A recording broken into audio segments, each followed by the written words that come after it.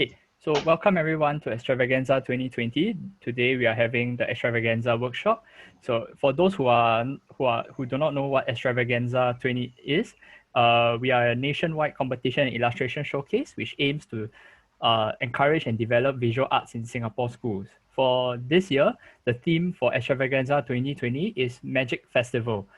And this this event is organized by the National University of Singapore's Comics and Animation Society with our partners from Pasir Ris ECC, the Pasir Ris East Youth Network, AU Collateral Damage Studios, AUSG, and our sponsor for this event, XP Pen.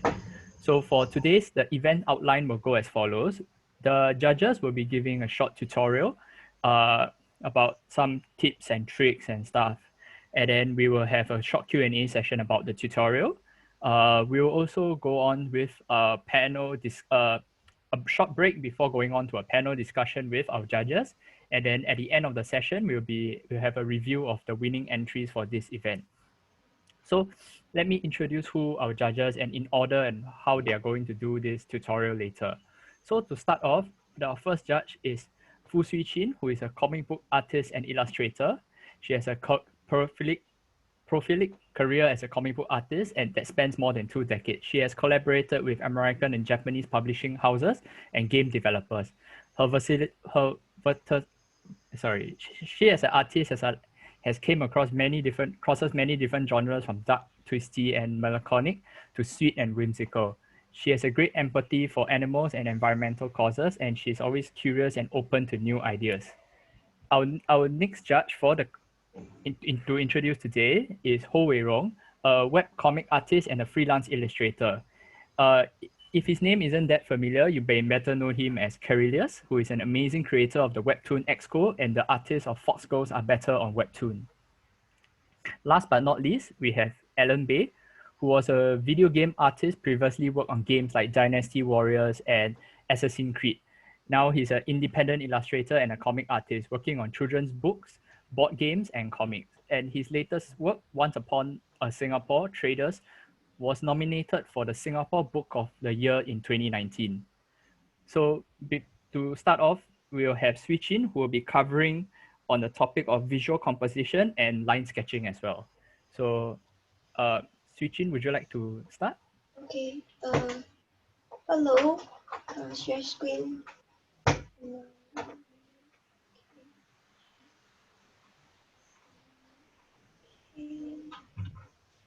Yeah. Am I sharing? Can everyone see this? Yes, okay. yes. Well, today I'm just going to talk about how I go about creating illustration and comics and stuff like that. Well, basically a few things will be concept and planning. Then we'll be going to the flow, the focus and framing, and also the balance in composition. And after that, I will do a bit of sketching, like live sketching. So let's go on. How do I start doing an illustration? Basically, I start by coming up with concept, and I plan how I want to put everything together. So first, I will do some study sketches. It's important, especially when you're doing commissions for, like, you have clients and you need to draw something specific, like real things or even things that you have to come up with on your own. You need to find out more, so you need to do your research.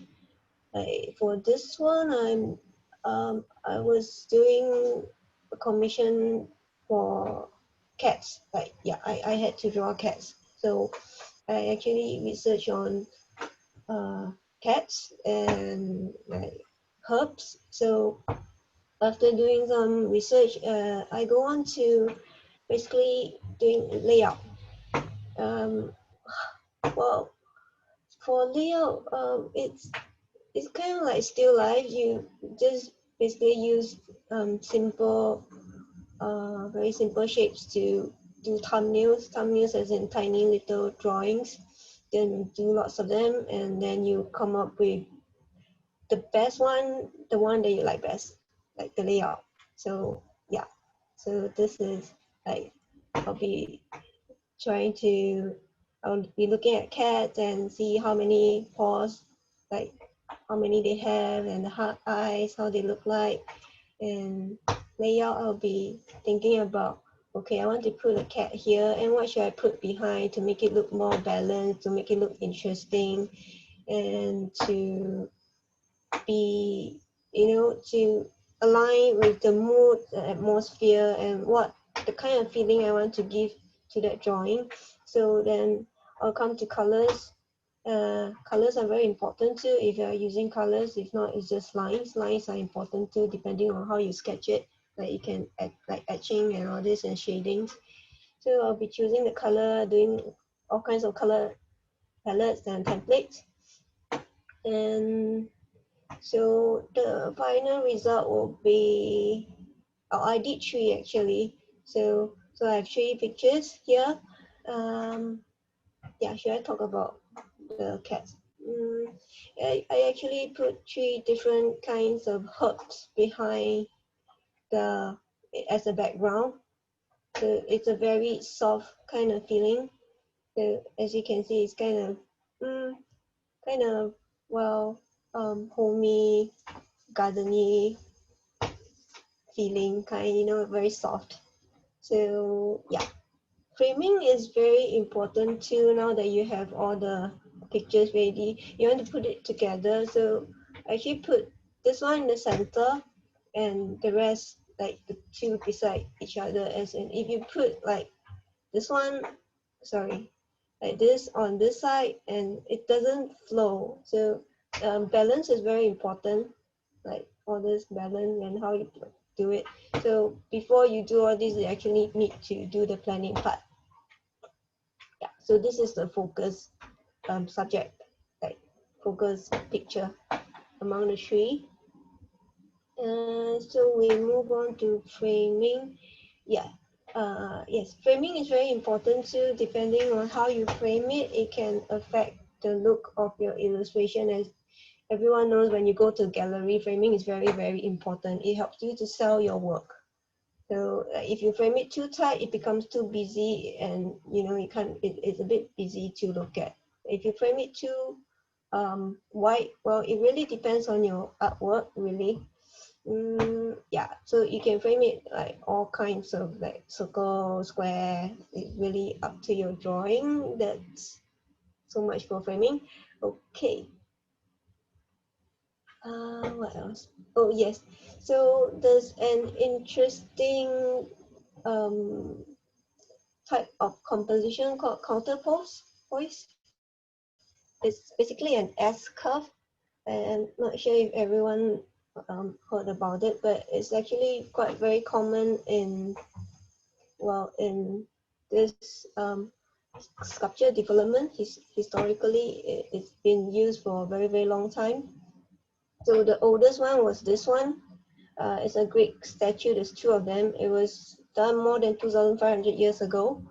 So basically, it's like counter pose, like it's very obvious. So it's one side that is relaxed, and then the other side is kind of tense.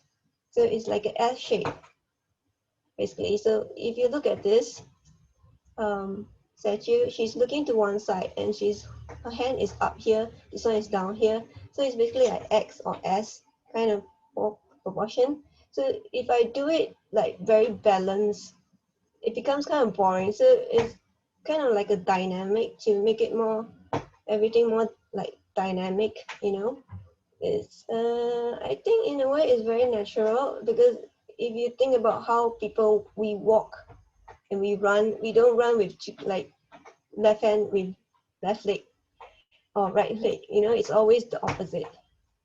So in a way, yeah, it looks better this way.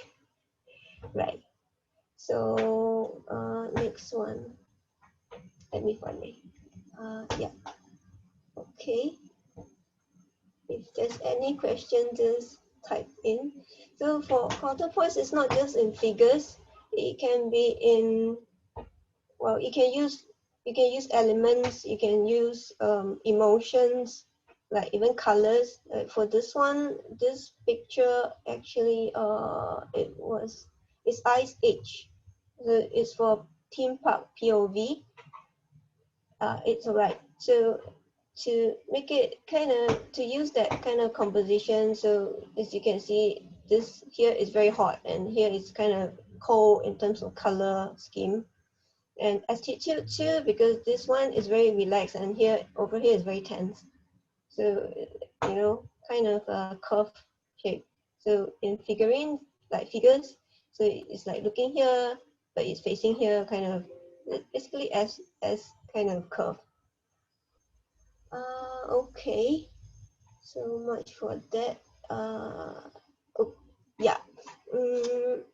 For everything I've just said, it's not just, you can use it in almost everything, not just illustration. You can use it it's very common in comics, in photography, in graphic design, even in fashion design.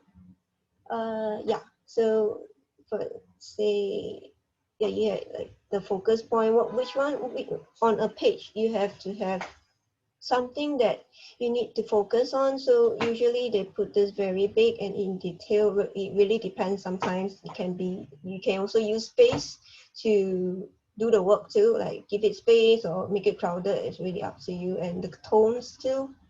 So yeah, so it's like doing to help the readers to read. Okay, right. Then we move on to balance in composition. Basically, balance in composition, it's kind of in a way, well, you don't have to think too much about it. I'm just going to touch a bit on the golden ratio, even though I'm not very good at maths. So yeah, balance in composition. So the term, it's called golden ratio, which coined by the Greeks. And the ratio 1.61 is actually considered the most eye-pleasing proportion, um, basically to everyone. I hope so, I think so. So you call it pi in mathematics. So basically is this curve shape. So it's like 2/3. And it's in everything, it's in nature, it's in our body. So you can see this, can I zoom it? So you have your arm here, so because it's 2/3, you just keep going with that ratio. It's in everything, even the shell, flowers, trees. So you can use it in your illustration too. You can use that to help you compose your drawing. So like this. So this is one way. Another way you can use it is also, it's called the rules of third, which is like a grid. It's very common in photography. So it's like 2/3, like this. Okay, can I guess like this one? So as you can see, it's been used in for a long time, like even by Leonardo da Vinci and all the master painters. So sometimes you don't do it. You actually don't plan it because it's so natural to us. We just do it instinctively. Yeah, so you can use the grid to help you to balance all your like draw in and stuff. Even when you take photograph, you can use it on your camera and stuff. Okay, so if you look at the difference, if you put it very balanced, it becomes kind of boring. So you use the 2/3 because if the horizon is slightly lower, it actually looks better because here's a tower, and the tower becomes the focus. So there's more space here, which actually is more pleasing, so that you can breathe. There's breathing space. Like if you look at this one, there's no breathing space. It's just lots of land here, and the main thing that the tower here is actually way up there. You have to go all the way up to look at this. So this is more balanced. I think I still have a lot of time. So it's the same for drawing, like the very, what do you call this kind of figure, the Q figure, I think, the squash one. So yeah, and the normal one. So if however squash or however long you want it to be, the proportion is the same. It's 2/3. So yeah, it's the same. Yeah, I think that's all I have. If there's any questions, or should I start with sketch? Should I do my sketches? Does anyone have any questions for this? Are there any questions? No? How do I do this? Should I just sketch anything? Will that help? I think we can just do the sketches now. Okay. And we can go through like what you talked in the slides. Okay. Okay. I was practicing a bit just now, just randomly drawing without thinking really. Anyone want to drop any noun or something? Then I can start. Like, what do you want me to draw, or should I just start without thinking? So, what I do when I sketch is usually I don't think a lot. I just start drawing. Most of the time, I would do like human figures. This is quite scary. I draw a lot of scary stuff, so yeah, you know, like, Switch in. yes. Can you see the chat? Let me find the chat. Okay, where do I go and find my chat?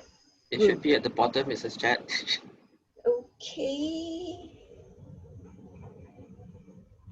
Sorry, I don't know where it is.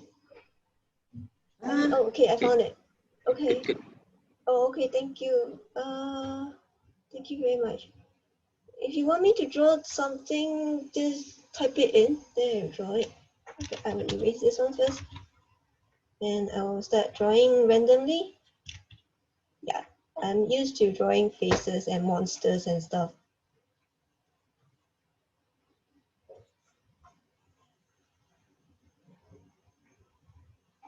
Yeah, when I sketch, I don't really think. I just add it in and keep adding on. Sometimes when you think too much, right, it kind of makes it, it stress you out. So yeah. So sometimes it's just good to go by instinct. Well, it really depends, you know, because things will just come when you are not stressed. Like, I'm a bit nervous now, so my things might look a bit tense. And when you draw, actually, it really reflects how you are feeling.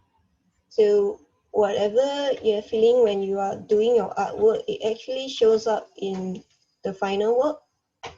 In terms, if you believe in the energy and things like that. Yeah. Gee, I have no idea what I'm drawing really.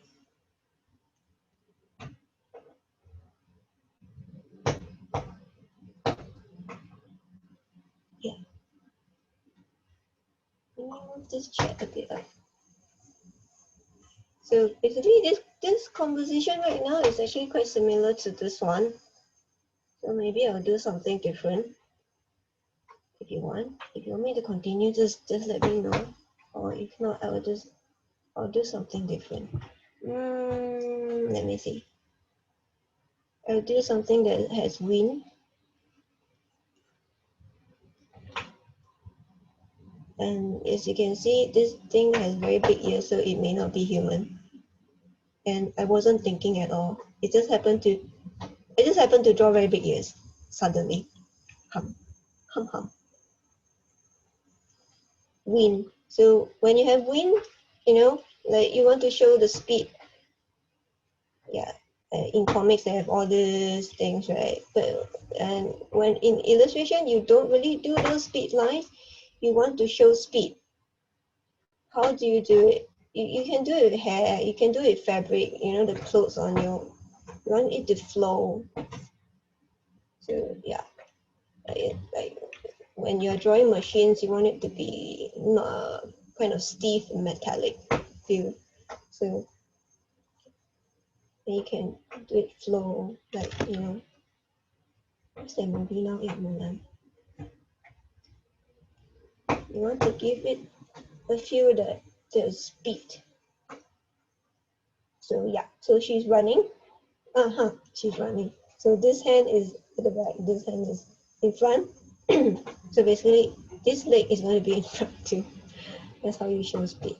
Okay. I'm more used to doing black and white than colored, because I started drawing comics before I do illustration, basically. Yeah. And I started out using Photoshop, so okay, real medium is kind of new to me. So now I have a figure. Actually, I have no idea what I want. So I'm going to plan how I want to add the background to make it interesting. So yeah.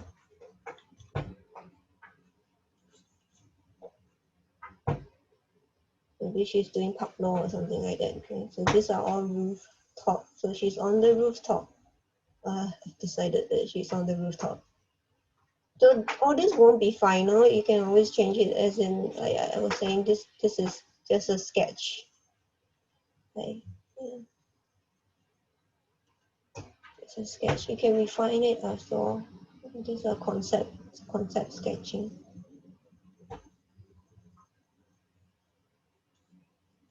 Yeah, she took up quite a lot of space.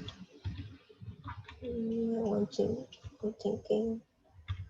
Okay.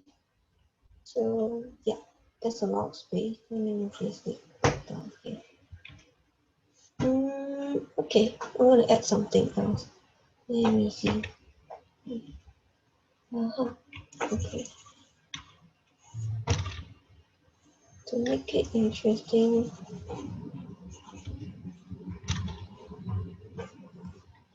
I'll put some clothes. I don't know if anyone or any country still hang their clothes outside. But this actually makes it more interesting. You can give it an interesting coat pack.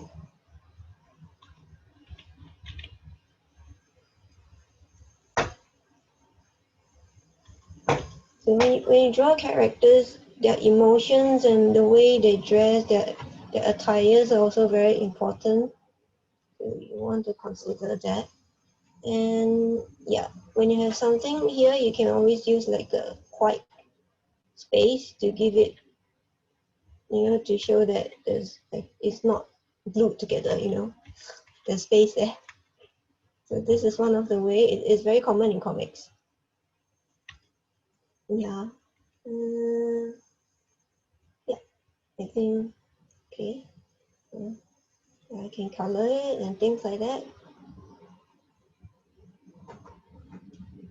You can make it more interesting. Basically, you just keep adding stuff. So yeah. Do you want me to add more? Or should I draw a new one, or should I stop? How We is have it? time for one more. Time for one more. Does anyone in the chat have any requests? Yeah. Do you have That's some for requests? flowers, Just don't make me draw cars. cats. I can't draw cars. Monsters, okay. Monsters. Monsters. Oh, monsters. What kind of monster? I kind of like Yeti. My Yeti tend to be very, very puffy.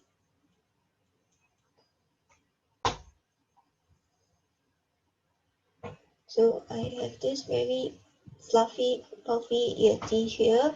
Yeah, it's a Yeti with antler. Let me move this to the side. And what do I want? What do I want to put?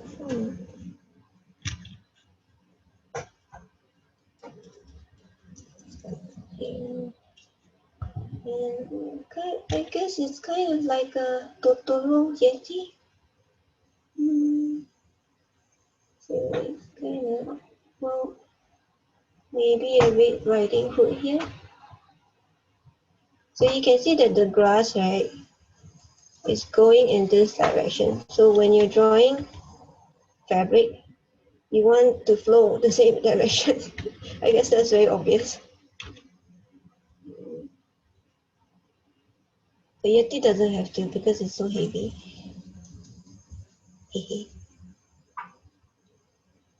And I want to make it interesting, she's smiling. Maybe I can do something like that. Something in front, so there's something in front. So when you're like planning a POV or storyboard, it's kind of the same concept, how you do it. Maybe this is Skinwalker, I don't know. I don't know how Skinwalkers look like. It's a dog, right? Skinwalker is not. Okay, maybe it's a dog. Then I'll give it 2 years.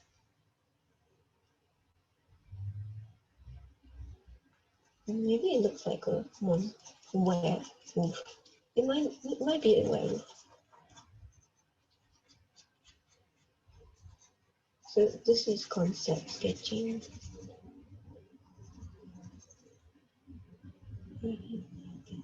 This is actually more like comics than illustration, really, with all this drooling and sweating and storyboard. Yeah. So doesn't have a background. Maybe I can put trees behind, or can put more people behind, more kids.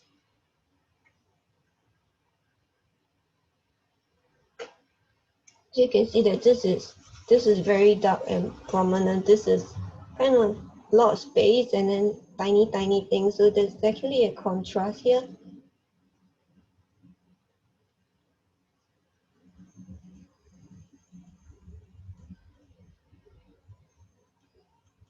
So yeah, I have kind of like a cryptic monster stuff. Maybe he's holding a book.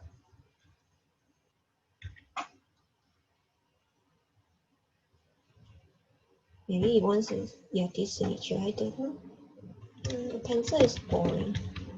Let's put like a feather pen. Then it can have a like, okay. I'm gonna make him hold a bottle of what ink do I have? Yeah, a bottle of ink, black ink. So yeah. How is this monster picture?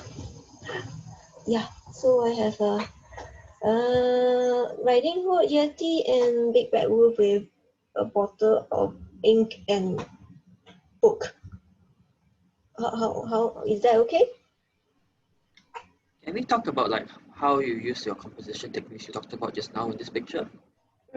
So you can. I was saying, the contrast.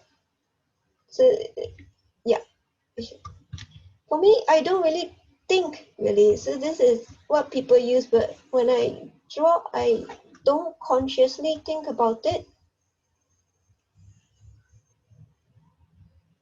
I mean, it's just a very rough kind of. It's hard to get it perfect. So if you do that, it's like that. So it's kind of balanced. Wait, let me do everything. So as in, I'm not putting the horizon here. It's actually lower, like 2/3 here. Or when you want, you can put it up here. So it's the same here too. Like it's not really like in the middle. It would be around here, right? So actually, it's around here. So that's how you use it. If you draw everything out, this is. If you use your phone to take pictures, you'll be able to see it very clearly. I think they actually have the grids in phones, the function thing. Yeah. So yeah, for me, I don't consciously think about it. I just try to find the balance as I go along and adjust it accordingly. Yeah, erase. Right. But that is when you do it digitally. So if you're doing it on paper, you have to really plan it first before you just draw, because you don't have the undo button. Any question? Does that explain what I talk about so far? As for the S curve for the counterpoints for this one is basically the elements here. So one is soft, one is very spiky and hard and dark, and one is white. So that's the different thing. Not quite so the figure. As for figure, I would say is this one. The way she's like going this way, but she's actually looking this way. Like that. Okay, you know, but she's actually like looking back in. So in a way, if you look at the bridge, right, it goes in, then up, then in. So if you go the other way, it goes into, then it goes up, then it goes back here again because of all these wires and building and stuff. So yeah, because I use it a lot. I do comics, so I use it a lot when I draw stuff. For this one, I actually use trees. So you can use trees like because they are big, right? You use them to frame your picture, like here. It becomes the foreground, but it's not the focus. You see, it actually makes it very it's soft, organic. It's actually a bit pleasing. It's comfortable to look at. It's not scary or anything. So it brings everything, the focus to our characters here. And for this one, I'll just draw the lines. Oops. Yeah. This one is at the center. Okay. This one I didn't finish. Oh, but this one I use. This is the clothes, right?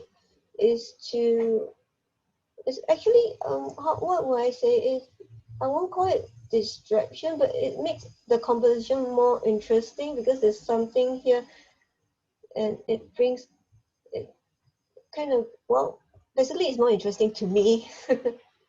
Because if you don't put this in, it's okay, it's perfectly fine. It's just that to me it becomes more interesting. Okay, I just add like a cat tail, so she's a cat girl. Maybe I add like a cat tail here. Yeah, so yeah, that means just, yeah. So as you sketch, you need to think that the tail can't just pop up like that. So that's her suit, right? Yeah. She might be a schoolgirl. Right, okay, just white up, white up. So if you want the color, well, if it's me, I will dull the background so that the girl becomes in focus. Okay, I don't want to give her a big ear. Yeah. Okay. Does that explain my pictures? Is that okay? Do I need to go over more? Or do you want me to draw more? Do I have time? I think we're good. You can do like, You can do one more if you want to. yeah, one more short sketch if you want. Okay. Request? One more request? Anyone? It's a text call. Flower nymph. Huh? Flower nymph. What's a flower nymph? Is that like a fairy or wings? Are they wings? Name? Never seen one. Flower. Basically flower, I would be thinking of flower. Name? What is a flower name? I need to Google actually. Oh. Can I just draw like a fairy? Or very pretty girl? Magical flower woman. Okay. Because my frame here is horizontal. Horizontal. How am I gonna do it? Okay. I can do it here. I can do it here. Like for Japanese, right? Usually they would like, because they go this way, the way you look is like to the right, to the left. So the reading, like Western and Japanese, can be very different because of the way. Oh, sorry, the way they read. Okay, I'll put it here.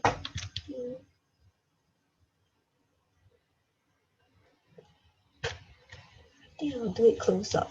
Do it close up because it says it is pretty. Should be very pretty, right? My stuff are so pretty. Now I have to draw a pretty girl. Pretty girl, pretty girl. Long hair, short hair. Long hair, short hair. Flower. Okay. Oops.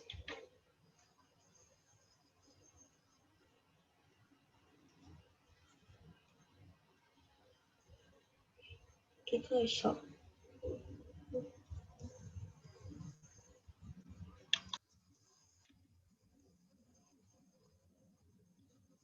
This is not nice. She should be very elegant.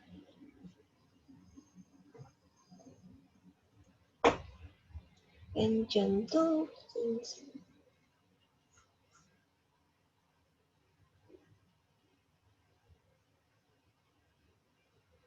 she's looking shyly over him, like shaving.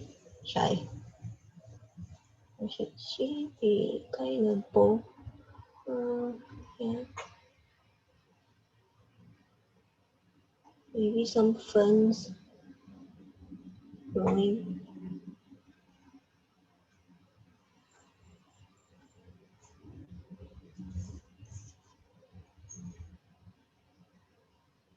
Should she wear clothes?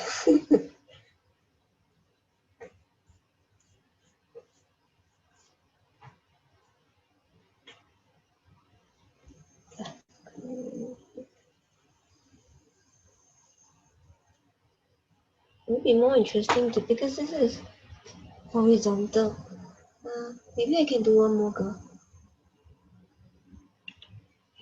One girl is not interesting. Okay, let me add another girl somewhere.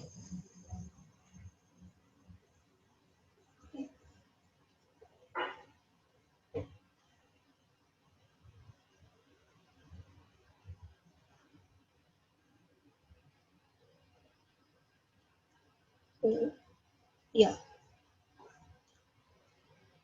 This is not interesting. I think I'll just do portrait. Portrait of a pretty girl named Sawa River. Let me think. Okay. So yeah, sometimes when you think too hard, it doesn't come. So I have decided I'm not going to think. I'm just going to I think I'm not thinking, but really consider the situation.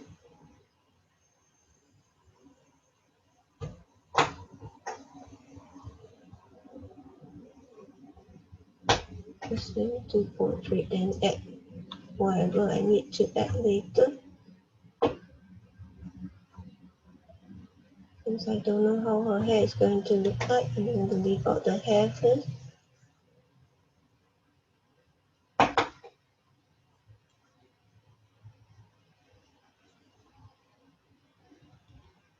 Just cheeky so.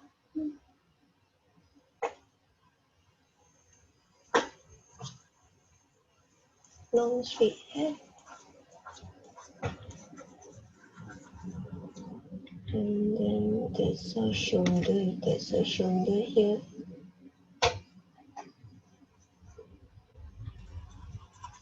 What is she doing?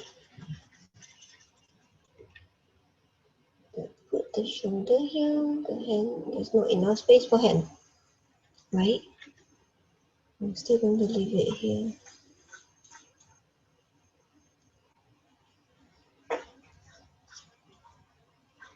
There's a long hair. So I have to give her some.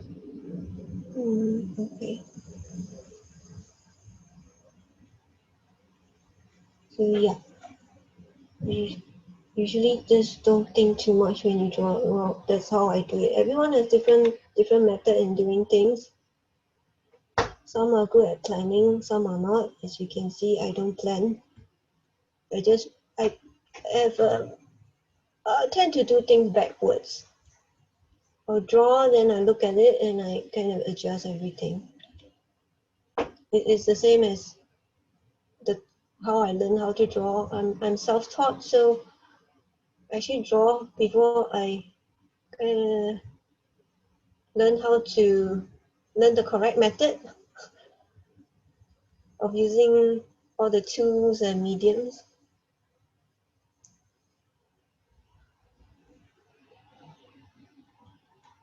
Okay, you add what you want, it's okay. You can always erase it later.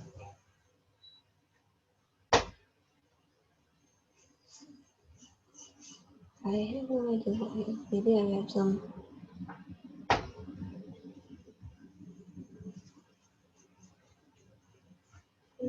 Let's have another girl here. Short hair?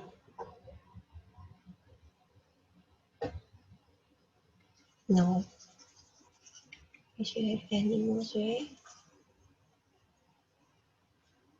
Maybe a waterfall here. Deer here. I think this is kind of blah.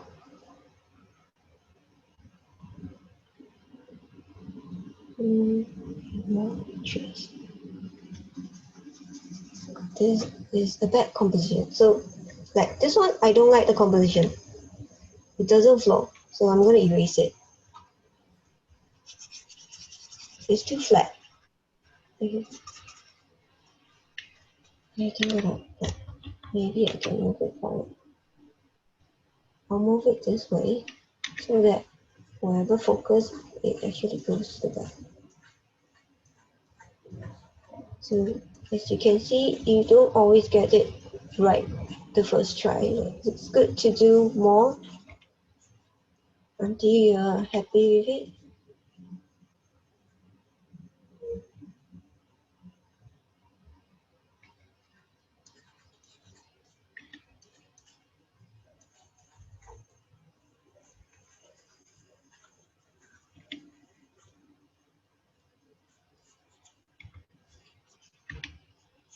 Yeah, she has clothes on.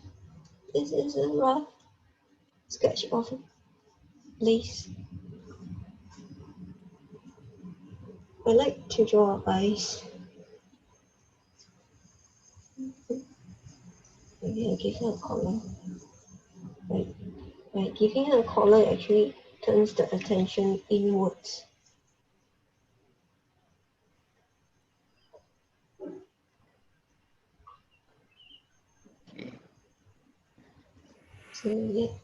So yeah, this thing, even without the background, it becomes more balanced, as in the flow. You can give it more space, yeah, so you can actually make it slightly bigger. Can she smoke? Should I give her smoke? No. Maybe give her a cake. Yes? That's time. Okay. Yeah, thank you so much. I hope everyone enjoyed it. I'm just blabbering around. No, I think it's excellent, and we get to see like your design process and your you don't always get it right the first time lah. Yeah. Right. So I think we need to introduce ourselves also. My name is Mark, and the other host here is Justin. Yeah. We are from the NUS Comic Animation Society, and for those who just came in, this is a workshop for an event called Extravaganza, which is a nationwide art competition that tries to bring in all students and try to promote art and art involvement and kind of like freedom of art and that kind of stuff. So next up we have Rong. Just you want to say? Yes. So next artist today for this tutorial will be Rong, or better known as Carillus. He'll be teaching a bit more about comic artists, as this year's our workshop is a comic special as well. So he'll be talking more about paneling flow, typesettings, and effects as well. So Rong, would you like to take the floor? Yes, hello. Thank you very much, Justin. I'm Rong. You can call me Carillus. I am looking at the chat as well. So feel free to drop a message anytime you need to clarify anything. So for now, let me just share this screen.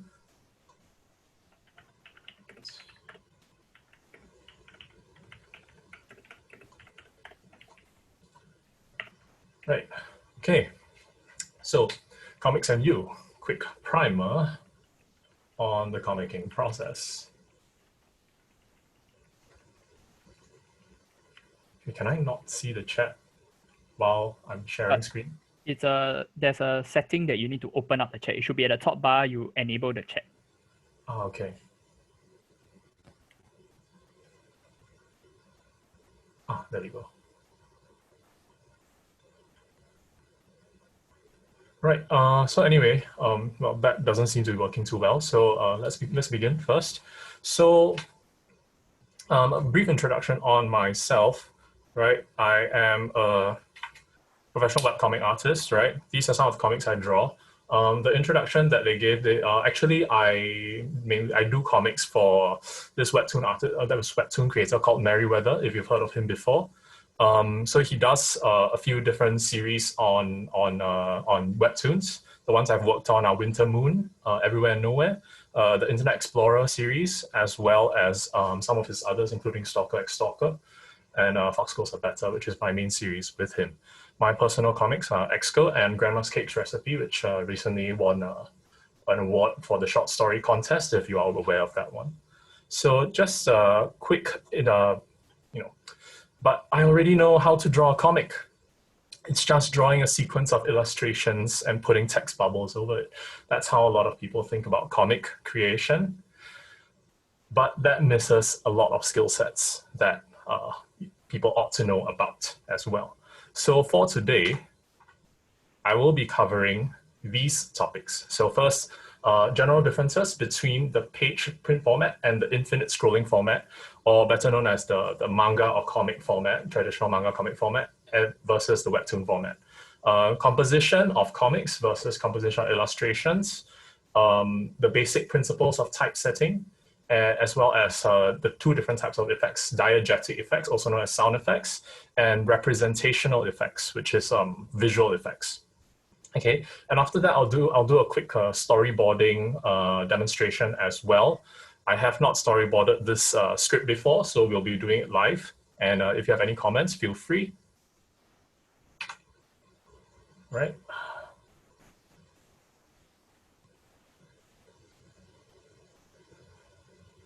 Okay.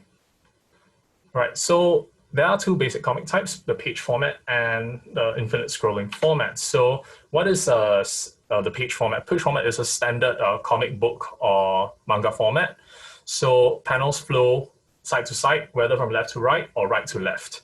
Okay. Passage of time. Okay, passage of time is something that is not talked about often in comics, but the width of panels in a comic book actually determines how long that panel lasts in terms of amount of time that the panel takes. So if a panel is wider, it covers more space than it is tall. That sequence is usually lasting a longer period of time. So there may be more text bubbles, so they'll flow left to right or right to left, depending on comic type. But also page format comics are limited by panel size requirements. So when you have a full page comic where the artist is free to panel as and how they like, this isn't as much a problem. They're limited by the page itself. But panel size requirements for newspaper strips or Yon Koma, 4-Koma, for example, they're very strict sizing requirements. So you need to keep your comic within that amount of space. So you adjust components to make up for it.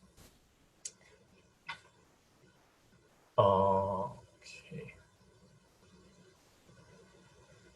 I'm sorry, I do need help with showing the chat because I cannot see it. Okay, you at the top bar. Yes. When there's the drag down, there's there's the thing that's the stop share, then there's the open the chat yeah, function. okay, I found it. Okay, thank you. All right. Right. So now let's move on to the next, which is the infinite canvas scrolling format. So for this one, panels flow from top to bottom. So passage of time in this format is controlled by the height versus the width of the panel, right? So as you can see, the first panel in this sequence that I have here, this is the latest chapter of my comic. You can see it's a very long panel that's intentional for the passage of time. I want people to lead people in to the comic. So transition them into the actual comic, because it's a slow introduction. All right. So yeah, so that's a brief primer on what's the difference between the two different formats. So basically, for horizontal page format goes horizontally.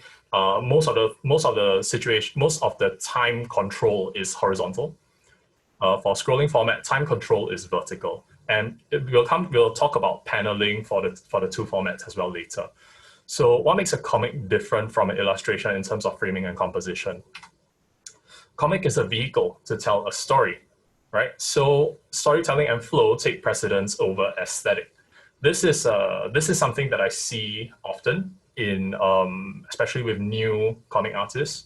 Especially when you're on webtoons, it's very easy to find illustrators who are looking to try and start new comics. Okay, let me just answer. What software do you use to create backgrounds for my comics? I use Clip Studio Paint. I use Clip Studio for all of my comics. But occasionally I will use SketchUp or Blender to do backgrounds as well. Right? So, so what do I mean by storytelling and flow taking precedence? All right. So here I have a demonstration of two different. So we have one for the page format, we have one for the scrolling format. So if you see the page format, we have this thing called the Z flow. So the view of the eyes of the viewer should basically cover as much of the space on the paper as possible. So this is so you position elements of your comic, whether sound effects or text boxes or character positions, things like that, in order to draw the viewer's eyes across as much of the paper as possible. So what this does is it lengthens the reading experience, especially when you want time to pass in a panel. If you want the time pass slower in a panel, you have to drag them across it. And so I've positioned the elements, for example, in the middle panel here, you'll see I positioned the text boxes on the extreme left and extreme right. So that draws the viewer's eyes all the way across the canvas, right? Versus, and then as we go to the new panel, you see it forms a Z and it resets and it starts again. So the more prominent the Z, the slower the reader will be, the more of your comic they will see. And so that's one of the main paneling considerations. You don't want to draw elements in a way that your viewer misses out important details of your comic. So in this way, you may break some traditional compositional rules for illustrations, but that is an important part of drawing a comic. And now we look at the vertical format, the scrolling format. How the flow goes is actually a lot simpler than page format comics, in that as long as you are always going down, it works. So you can go left to right, right to left. Again, you want to cover as much of the space on the screen as possible, but you must always be going down. Even your boxes your text boxes must also be positioned in a way that you are always moving down across the panels. So if you look at the example I have here, I've positioned the elements such that we form a small Z, roughly around the middle. We're kind of going back and forth, but we are always moving downwards across the panels. Right? Are there any questions so far? Feel free to drop them into the chat.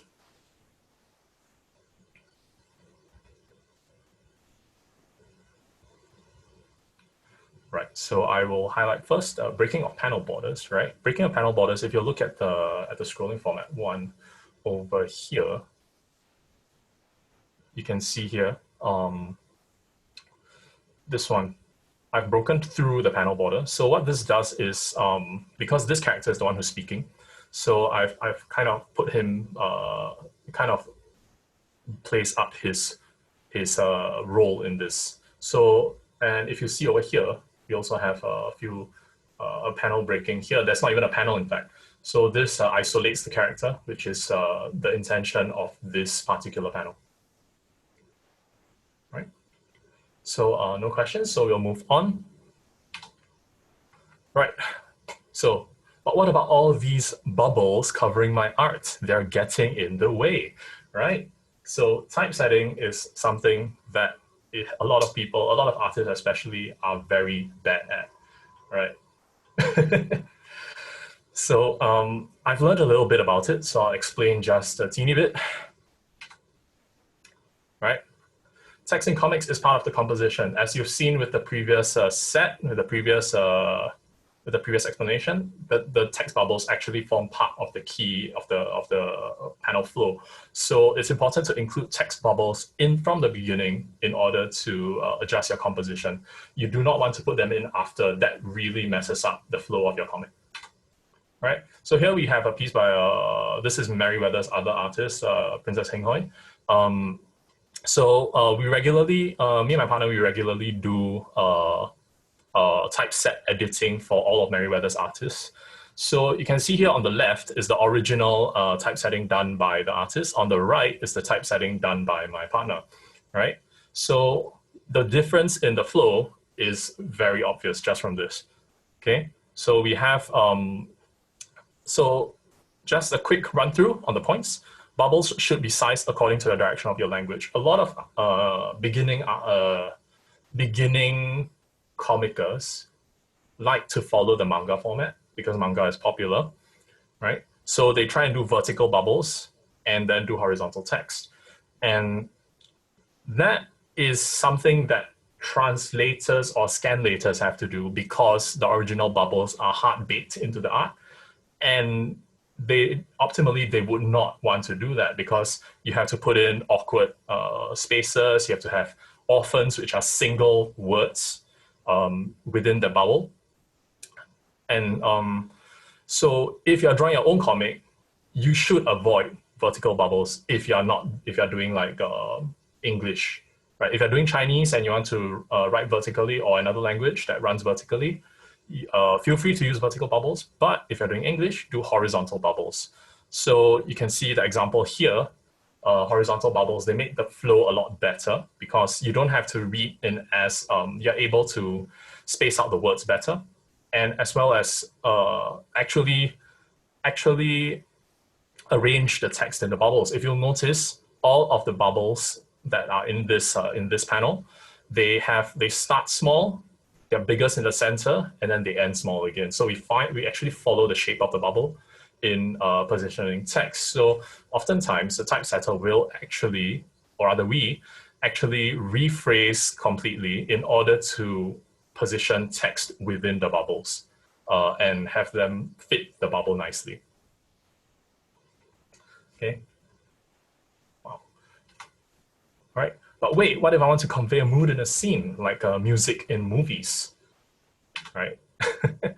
Well, you use visual and sound effects, which have always been relegated in a way because everyone always talks about how nice characters are. But good visual and sound effects actually do a lot to help a comic. So here we see effects are actually not restricted just to being in the background. Text bubbles can also contain effects. If you see this one over here, this panel, I hate this game, right? If we use game as a word, that comes across really stiff. But if we actually turn it into a sound effect instead, we can actually expand it out the bubbles. We can make it more aesthetic. So the panel below is from another comic, Therian Throat, which I help out with along with my partner. So you see here is just a very simple effect that covers the entire screen. It's done using a addition layer, so the elements of background show through. So this is a different way to approach FX that does not obscure the art as well, right? So what about visual effects, right? So visual effects actually lead the eyes in the absence of text boxes. If you'll see here, first, these are panels from Internet Explorer that I did. So the first one on the left is, I want to lead the viewer from one scene to the character. So I have used the visual effect of the fiery visual effect, right? For the second one, you can see here, it's throwing a spear, but to make it obvious, I had to use a very clear indicator with the red lines and to show the speed and the effect, the speed and the power of that throw, right? And most recently, I did Grandma's Cake Recipe, where I have used a different sort of effect where they are both sound and visual effects, because the text actually, the SFX actually forms part of the background environments. This is known as, what's it called? Synesthetic sound effects, right? So you can search up synesthesia if you're interested in what that concept is. So yeah, now we move on to a demonstration of the storyboard, right? So I've actually just wrote up a script. I'll be trying to do this in both scrolling and page format. So here, all right.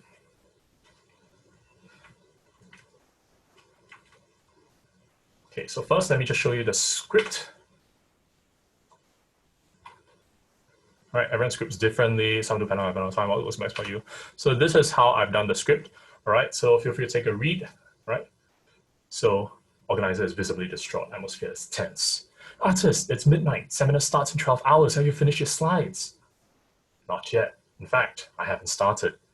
I need them 2 hours before so I can set up the streaming system. You have 10 hours to finish all the slides or we're both in deep trouble. It's all good, organizer. Who do you think I am?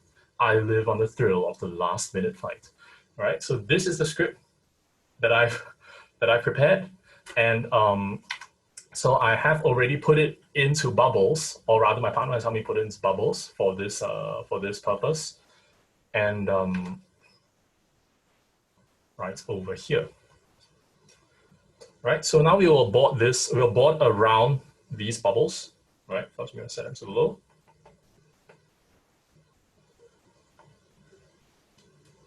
All right, seems we have hit a snag.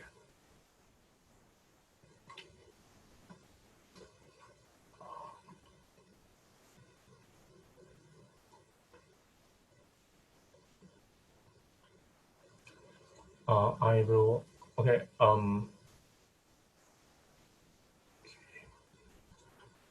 right, I'm sorry, I'm doing this on, I'm going to do this on a different tablet, because my main tablet isn't responding properly.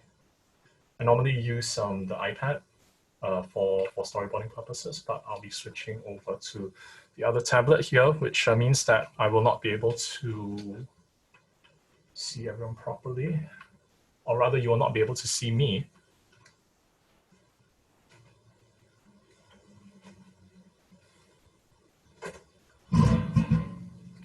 Okay, so right, we start off with establishment. We're going to establish the position of the characters, or rather establish the location of everyone, or the setting. So in this case, the setting should be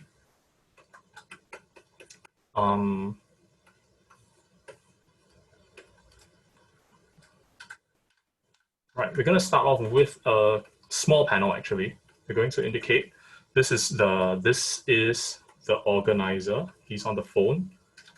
He's shouting. Can you hide the OBS? Yes. Sorry? Can you hide the OBS? Is it not working? You can see the OBS screen. Oh.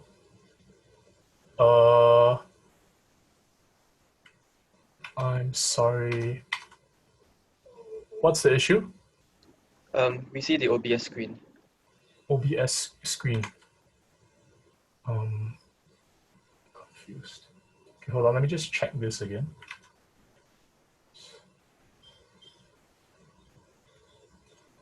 Oh, okay. I see what you mean. Okay.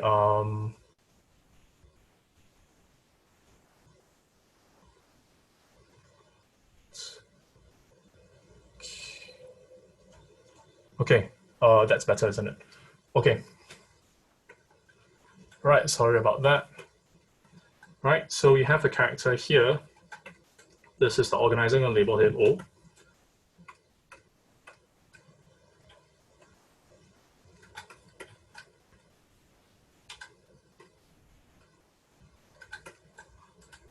Right. right, so simple start. So the flow for this one, just going to put that up there. Flow for this one goes like this. So we'll start at this text box, will go this way.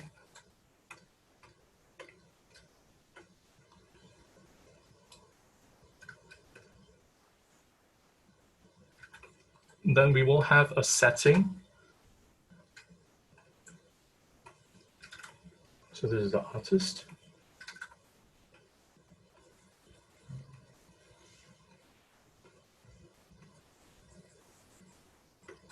He's sitting in his chair in front of his computer screen. So the surroundings are very dark.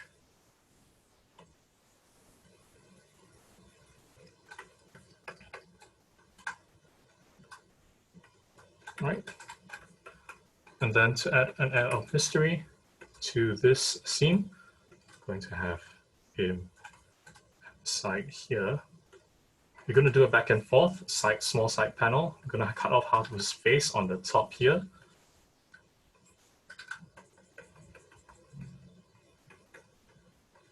And we've got the glare from the screen, so it's obscuring the back part of his body.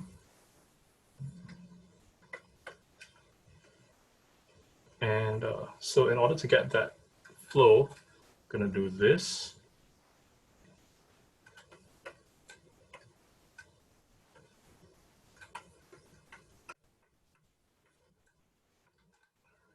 So it goes like this, this, this, here.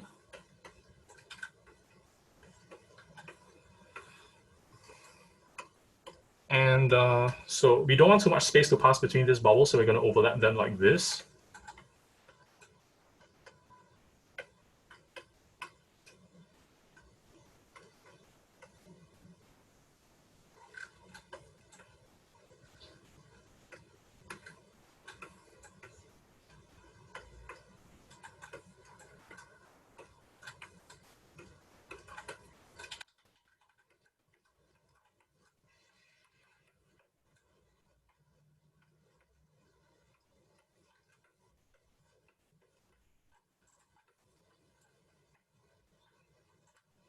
We have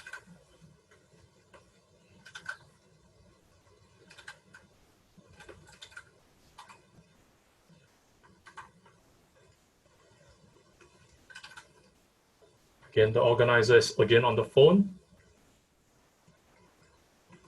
Okay, gonna do a half body shot. Just cut off here.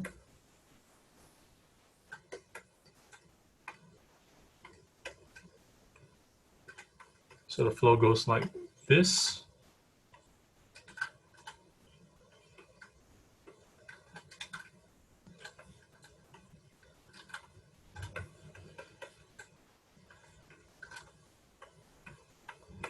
In fact, actually, yeah. So now that our arrow is here, I'm gonna move this here.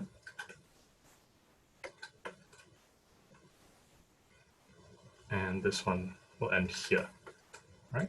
So this will be a short panel. So we're gonna cut it across vertically like this.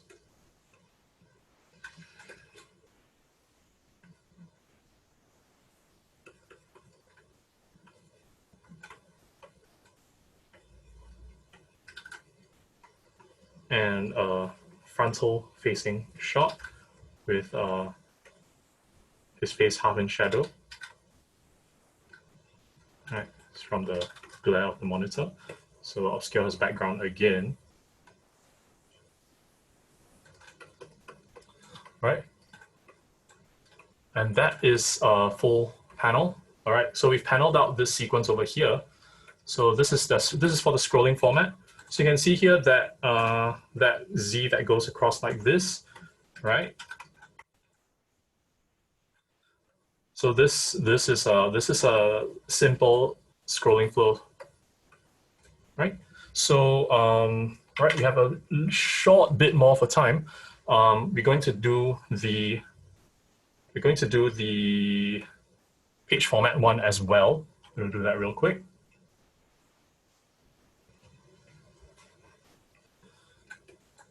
So we've got the same text.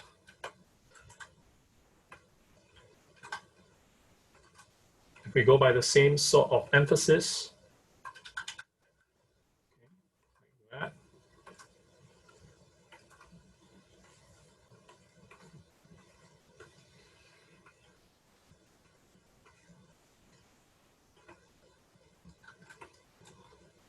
Organizer. For this one, we don't want the boxes to stick out too far off the sides because if not, they'll hit the print margins. So you have to be aware of that.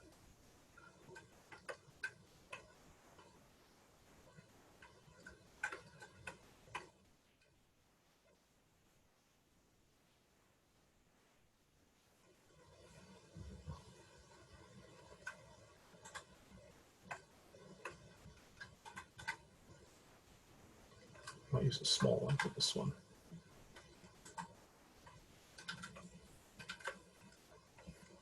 So for the setting panel, I'm going to use this.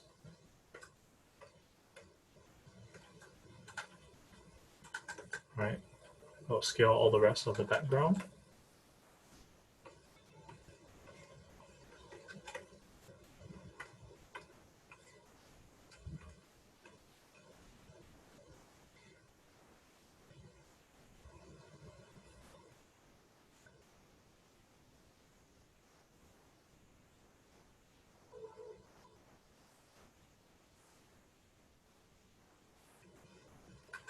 For this one, we're gonna need to join these balloons like so.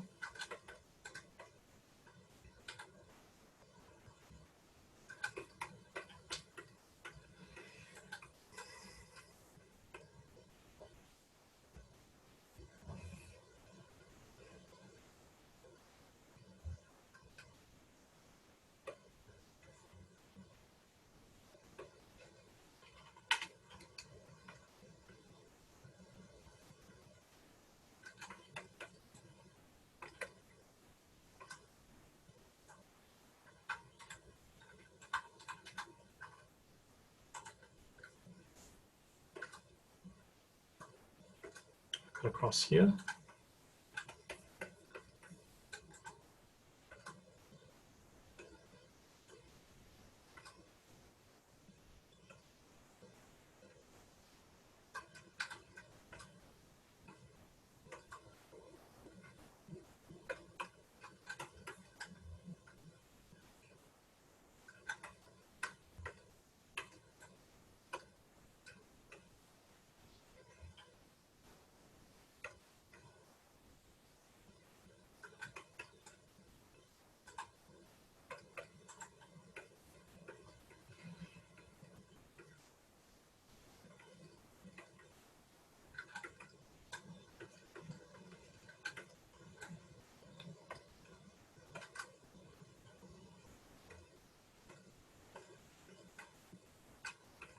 Okay, we're going to move this up here for the purpose of, I want to cover this bubble up with this one.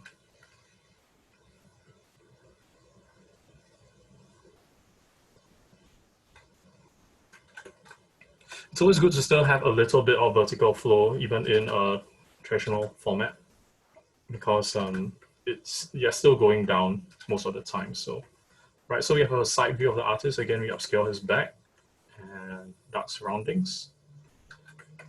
And then for the last one, we'll actually do it on the second page. All right.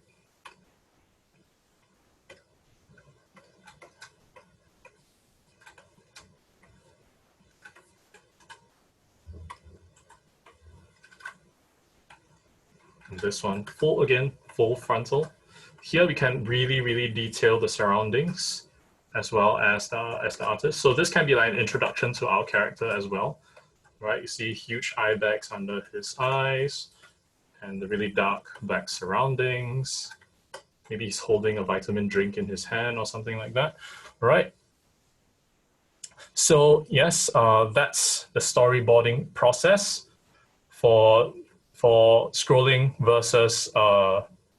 versus regular strip, right? So just a quick rundown on how that flow goes. this one isn't as good. I will actually move this. I'll actually move this up here. Right, so we can get like this here, here, here. This isn't great either.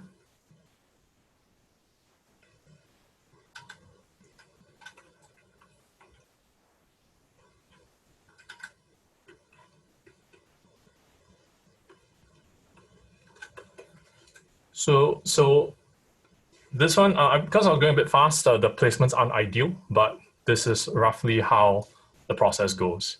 Okay, so any further questions, please feel free to ask them later on. But I think now my time is up and we have to pass it on to the next presenter. Yes. Yeah, Thank you. Rong. Thank you, Rong. All right. Right. So if later after the next presenter is finished, we will also have a short Q&A. If you have any questions for the 3 tutorials that have been presented, you may ask them there. So for our next tutorial, we have Alan Bay, who will be giving a tutorial on the process of publication. As you know that all 3 of them are actually comic artists in both with different levels of experience in this industry itself. So Alan will be sharing on his experience on how to get a publication if you are interested in that aspect. So Alan, you may take it away. Hello everybody. Thank you for joining us. Okay, so basically I'm here to sort of like do a conclusion of today's tutorial. So basically what you all have learned today from the two, from Swee and Rong, and I'm sure now that you know a lot better about creating comic. So basically I have nothing much to teach you all anymore. So thank you for coming. Bye bye. Okay. Today I'll be talking about a bit about publication, as in both digital and physical. It's not so much of a tutorial. It's more of a sharing session, because it's a very big, very wide topic to talk about. And I will try to make it short, because after this there will be like a Q&A session where you can ask us, like the 3 of us, question. And probably after this, after my presentation, you'll probably have like more questions you want to ask about your publication and stuff. Okay, so before I start my presentation, okay, just a short introduction of myself. Okay, I was a video game artist back in like 2004 to 2015, and I work in like a few video games company. And after that, I left to become a freelance artist. So some of the stuff that I did, like Ninja Turtle, back when I was in Ubisoft. Then I also did some indie games.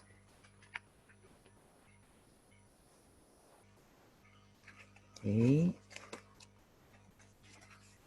And when I left the video game industry, I sort of like self-published this sort of like an art book, which also served like a portfolio, you know, for my freelance career. Then after that, my first comic book was this book called Mugen, which published by MDA and Chuangyi Publishing. So basically, it's like a monthly, it's anthology by 10 artists. And every month we will submit a chapter.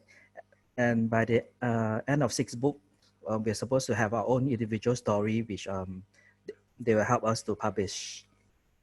Okay. Then after that,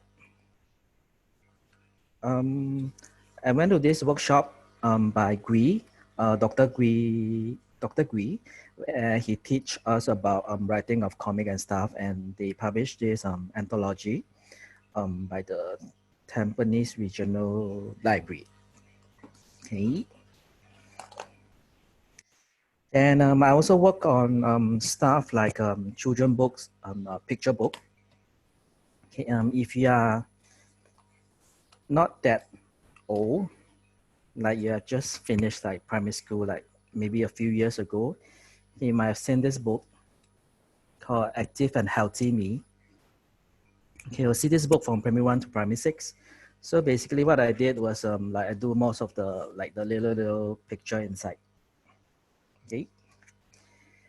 Then after that in 2008, I get to know Asia Pac Books, and then we did this once upon a time traders with my friend, my writer friend Tina.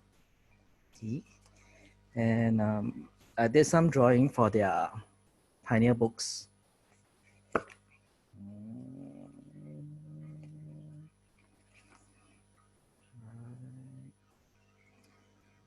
So basically what I did for the book is basically like illustration of the pioneers. Okay. Then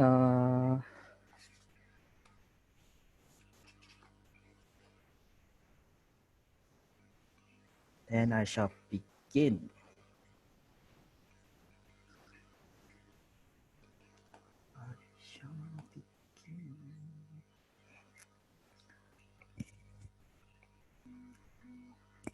So same as like previously. So if you have any question, you can just type it, and I'll try to answer them.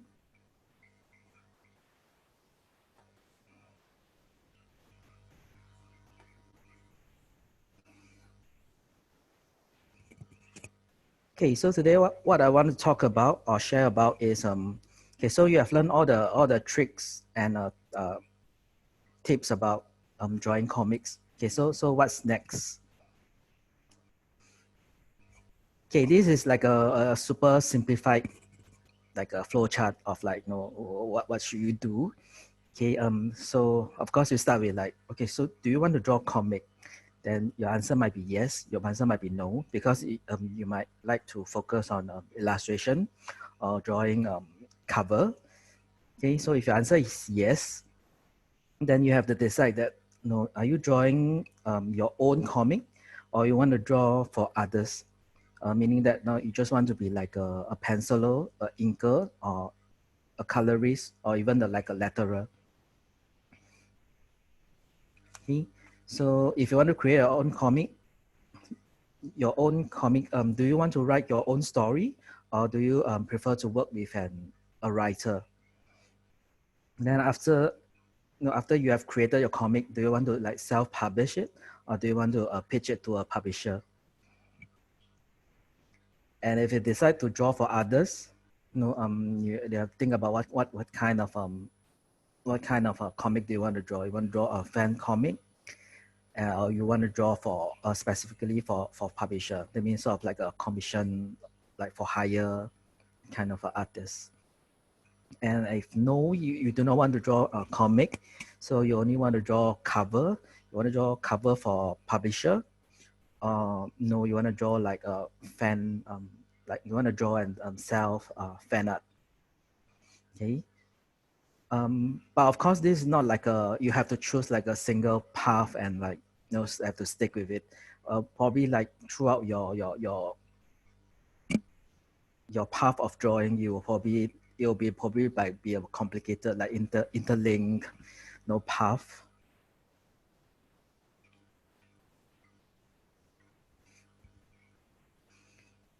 Okay, so if you want to write your own story, regardless of you want to self-publish it or pitch to a publisher, of course, you have to start with like writing a story.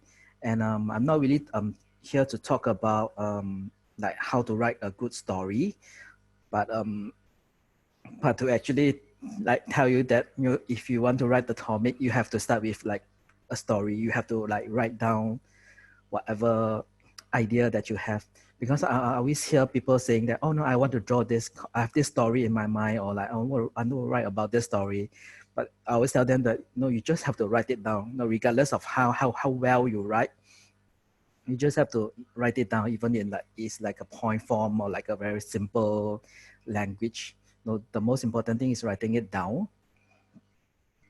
And if you want to do like a self-publish by yourself, like writing your own story, of course you have to, besides learning how to write a manuscript or script, you also need to know like like stuff that Wei Rong has talked about, like speech bubble and text composition, all the very standard comic drawing stuff.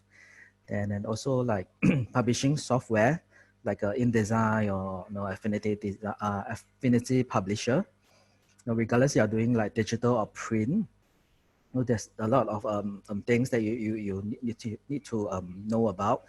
Like for example, if you're doing print, you should know things like bleed, like border, like spread, or like CMYK, like RGB and stuff.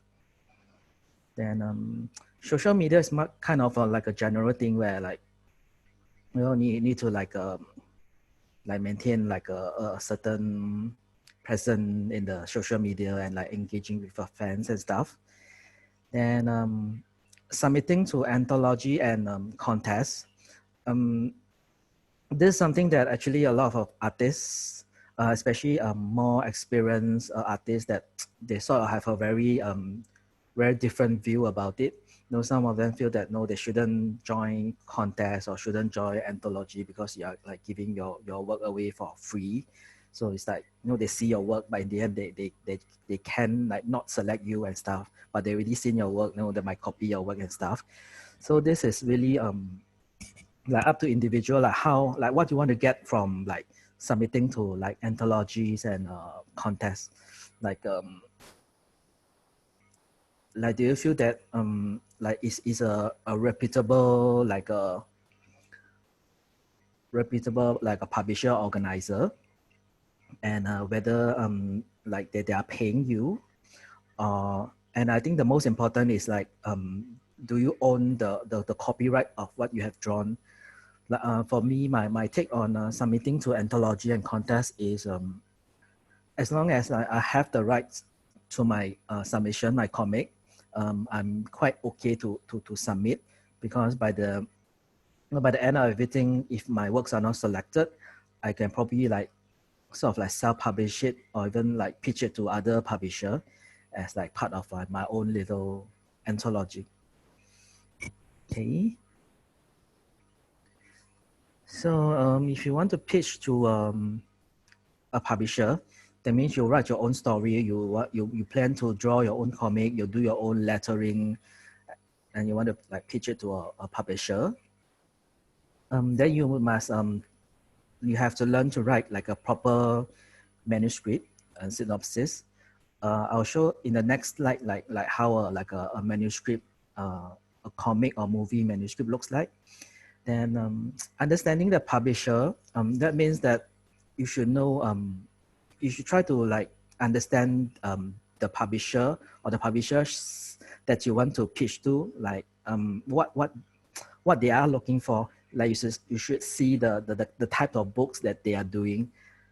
Like for example, if this particular publisher does all the very serious, very dark comic, then the chances of you like pitching a very cutesy anime-ish story to them like probably might not work. So you should need to start sort of like study the publisher, like go to their website, see what kind of books they are publishing, and what kind of books they are looking for, and to create a customized pitch for individual publisher, like including like unsolicited mail. That means you don't try to like mass email to publisher and to like editor. You should try to like understand more. So because the more personalized your pitch is, the higher chance that you actually get back reply. Okay, before I go to the next slide, I just want to show you these two pictures. So the one on the top is basically from blambot.com. Basically, this guy, I think it's a guy, he specializes in lettering, and he has a lot of tutorial that talk about lettering and stuff. And he also he has both like free and paid font for comic, which I think is very useful. Then the other two books that I would recommend, not only for beginners but even for like very experienced artists, like that is a good to have and good to read. One is called Framed Ink. drawing and composition for visual storyteller. And the other one is making comic, storytelling secret of comic by Scott McCloud. Okay, I think they have a lot more other titles which are also very useful. So you can try to find them in the library. Right? If not, you can like probably get them from the bookstores. Okay. Okay, just let me read the chat for a while. Where is the chat? You can access the chat from the top bar of your screen. When instead of stop share, there's a chat function for you to show the chat. Okay. Okay, some of the question I will take note and I will try to answer them later during the Q&A.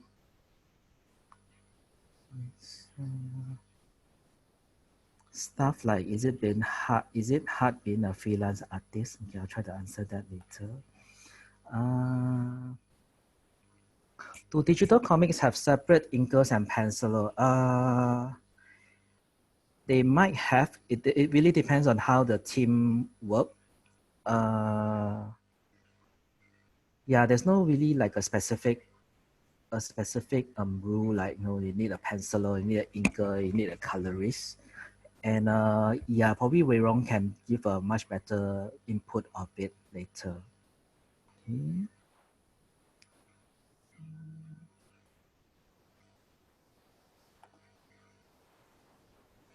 I think we'll go through the questions after the presentation. Yeah. So everyone can do an input at the same time. Yeah, sure. Okay, so now this slide is basically like a manuscript example. Okay, the ones on the left are like sort of like for your own use, where you don't have to show like a publisher. So it can be like a simple thumbnails with description on the side.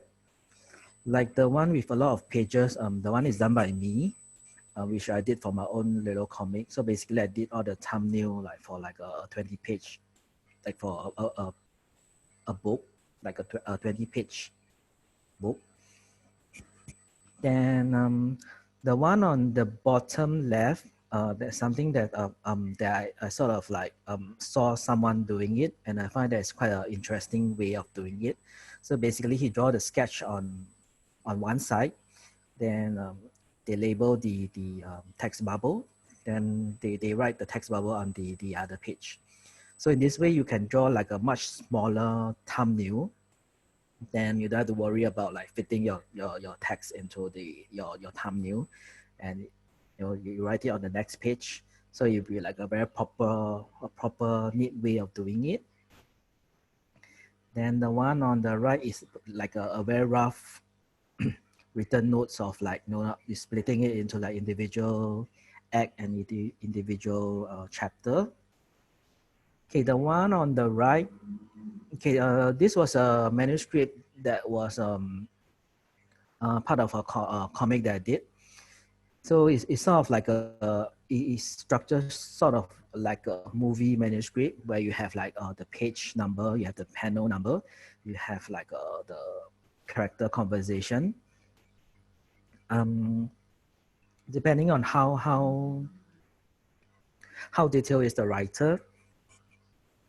Sometimes they might say specific, like a specific angle, a specific camera angle, and like a specific scene or specific angle, like, you know, this character is in front, this character is behind, or like a top-down view, and stuff. And what you also can do is you can attach whatever research that you have did. For example, if this is this comic or this chapter is there's a scene that's inside like an airplane, so you will need to do research on, like, you know, how airplanes look and stuff, you know, how the interior look. So if you want, you can attach it at the back of your manuscript.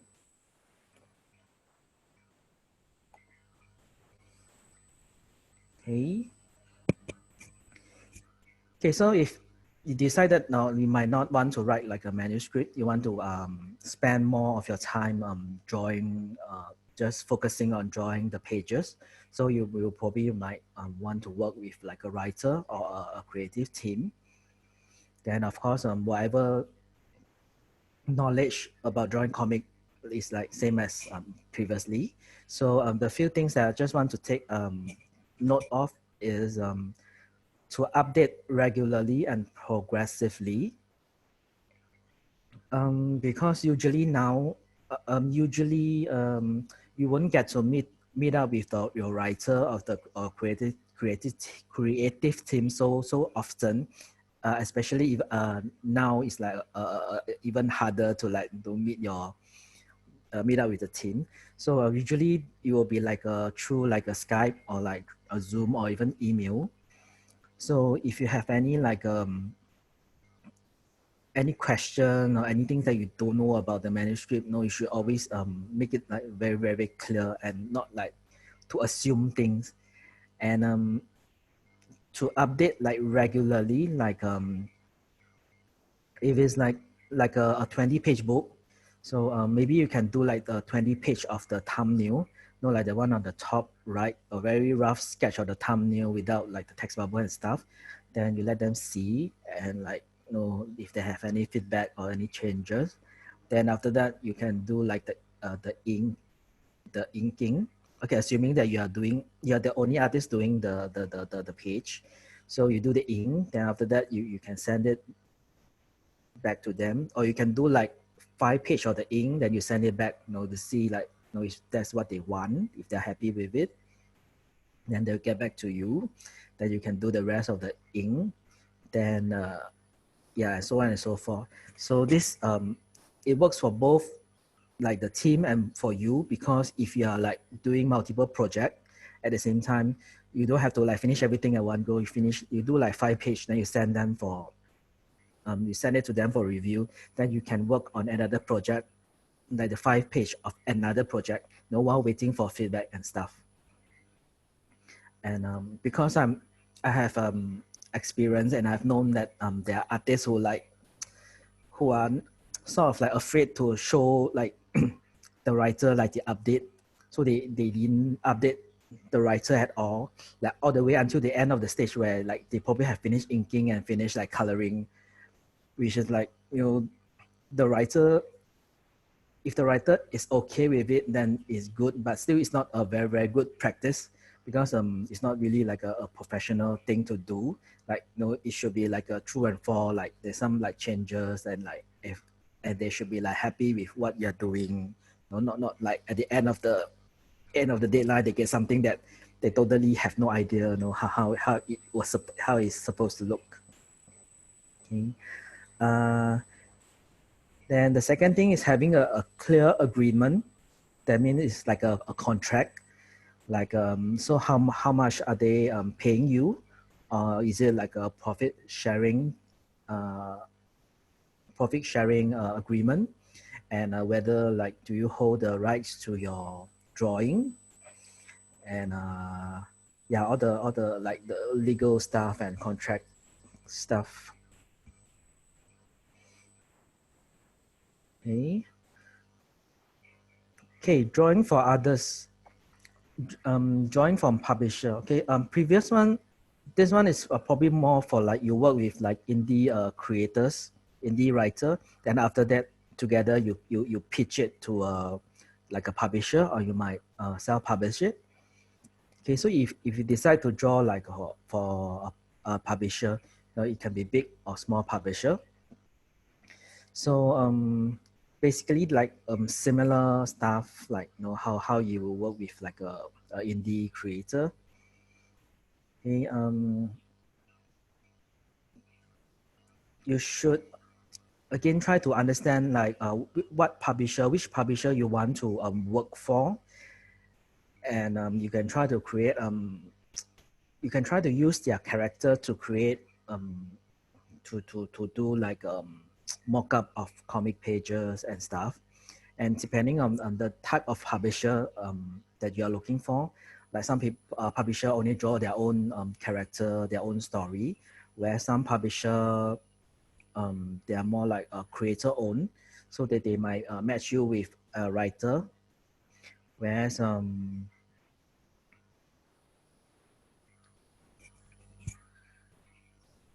but then again, it's not very a must to like draw like this type of style that the publisher want, especially the bigger publisher, the big two publisher.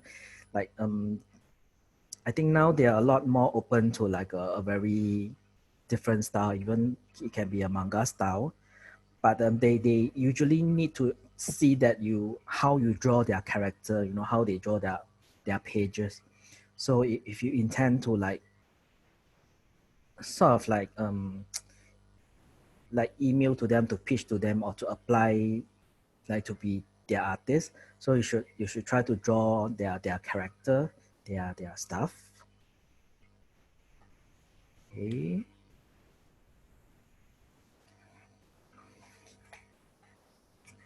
Okay, if you decide not to draw comic pages, okay, decided that you want to specialize in drawing cover, then of course you should understand cover layout. And to be honest, to draw for cover, you definitely need a much higher level of a skill, like your art skill. Like you have to be like really good at it, like drawing like peanuts and cover. So yeah, and like to look for portfolio review and submission. Okay, this include both like drawing cover and pinups and both comic pages. Okay, to look out for call for submission, call for like portfolio review. Like there are some publisher that does like all this call for submission, like I think like a quite a regular, like an annual basis. Like for example, like Top Cow, they have this talent hunt like almost every year, I think around the same time, where they not look for artists and writer that have not like published with a big publisher. And like for my experience was with Marvel, but it was just a sort of like an interview and some doing of mock-up. I mean, they did. I wasn't like selected in the end. So what happened was I think a few years ago at the Singapore Comic Con, which known as STGCC last time, where they have this Marvel guy. I think it's Mr. CB Saboski, where he came and do like a portfolio review with some of the artists.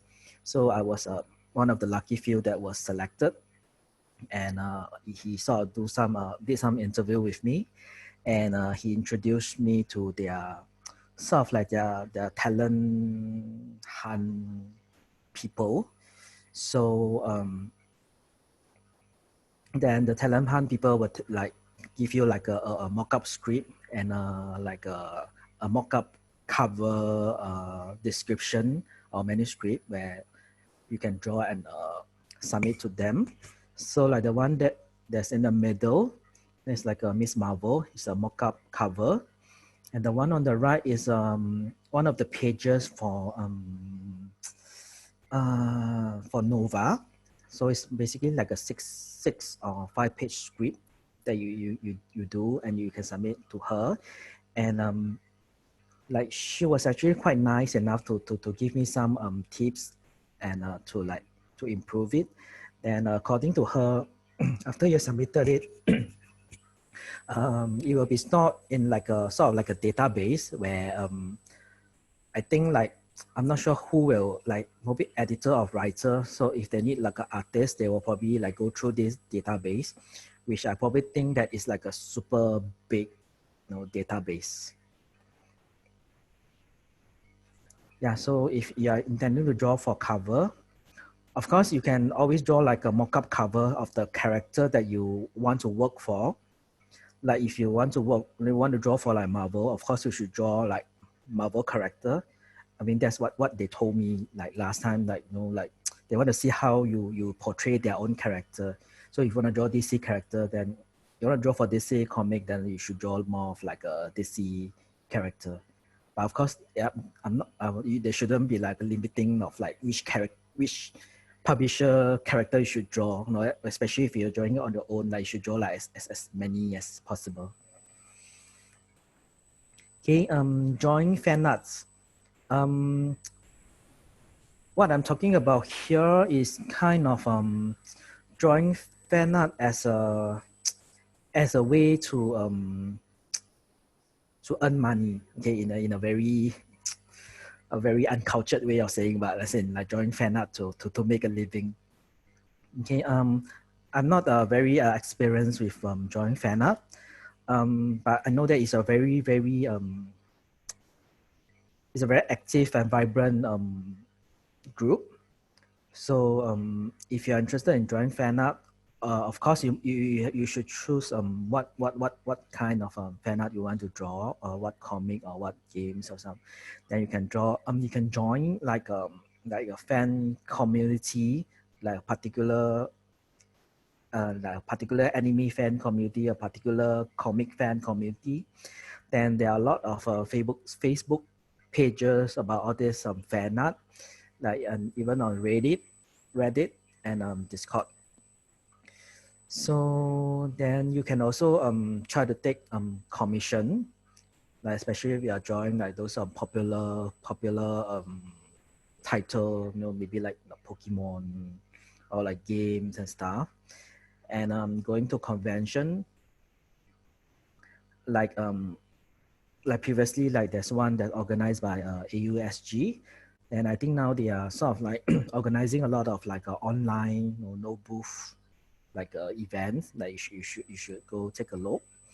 Then one main thing that I want to talk about is taking notes of the copyrights and legal issue in I think different country and different places, because some people like will say that, oh no, you are like making money out of like other people artwork, and that's like very debatable. Okay. Okay, before I go to the next one, I just want to check. Okay.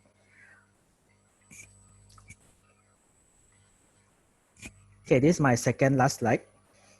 Okay, so if you decided to do like a self-publish, whether it's yourself or with a team, okay, this is more for digital comic. So here are some of the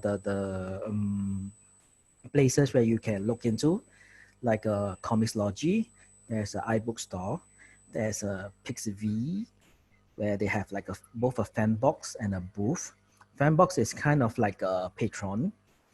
Then you have this pubu.com.w, which is basically like an online bookstore where you can post like your comic and stuff. And Fantastic Fox is a local platform where you can sell your comic.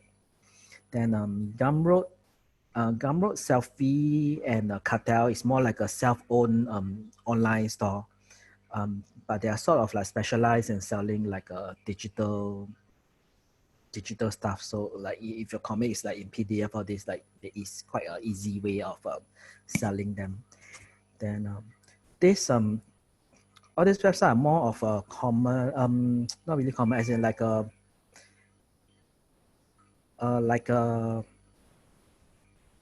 they still work like book in a way, as in like they are still laid out like in like pages. No, you flip from left to right or right to left.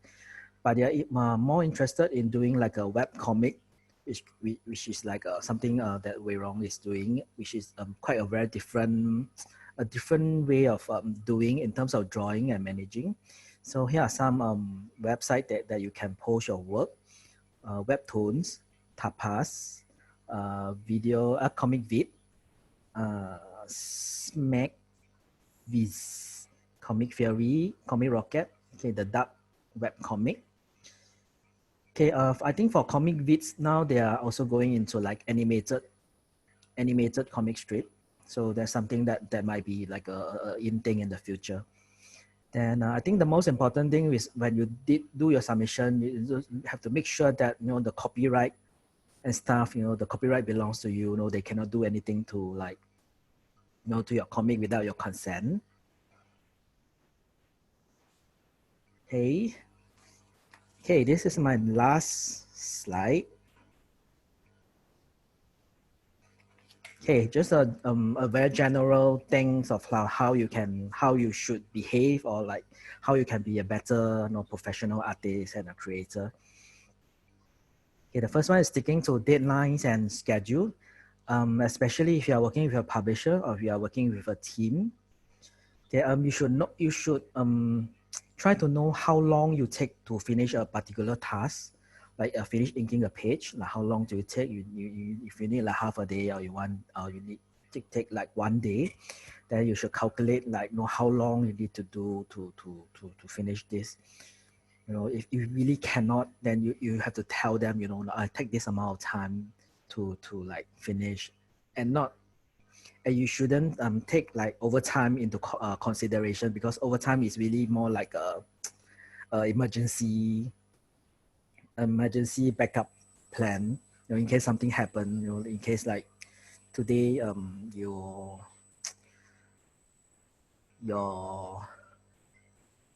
your house light spoil and you cannot work, or like today you were trapped in the lift for 8 hours, that's where you should use your overtime and your emergency time. Then this goes into the second point. Okay, don't over promise. If there's something that you cannot do, something that you cannot fulfill, you should be honest with them. Tell them that, this is too short a time to finish, or this is like or this level of detail is too difficult for me. I cannot, my level is not there yet to do this kind of drawing. It's like, for example, like if the writer asks, can you draw all your pages in like watercolor, like Alex Ross? If you can't, then you just have to honestly tell them you can't. At the most you can tell them is that I can try, but you cannot promise people that you can do that. Okay, then it goes to communication.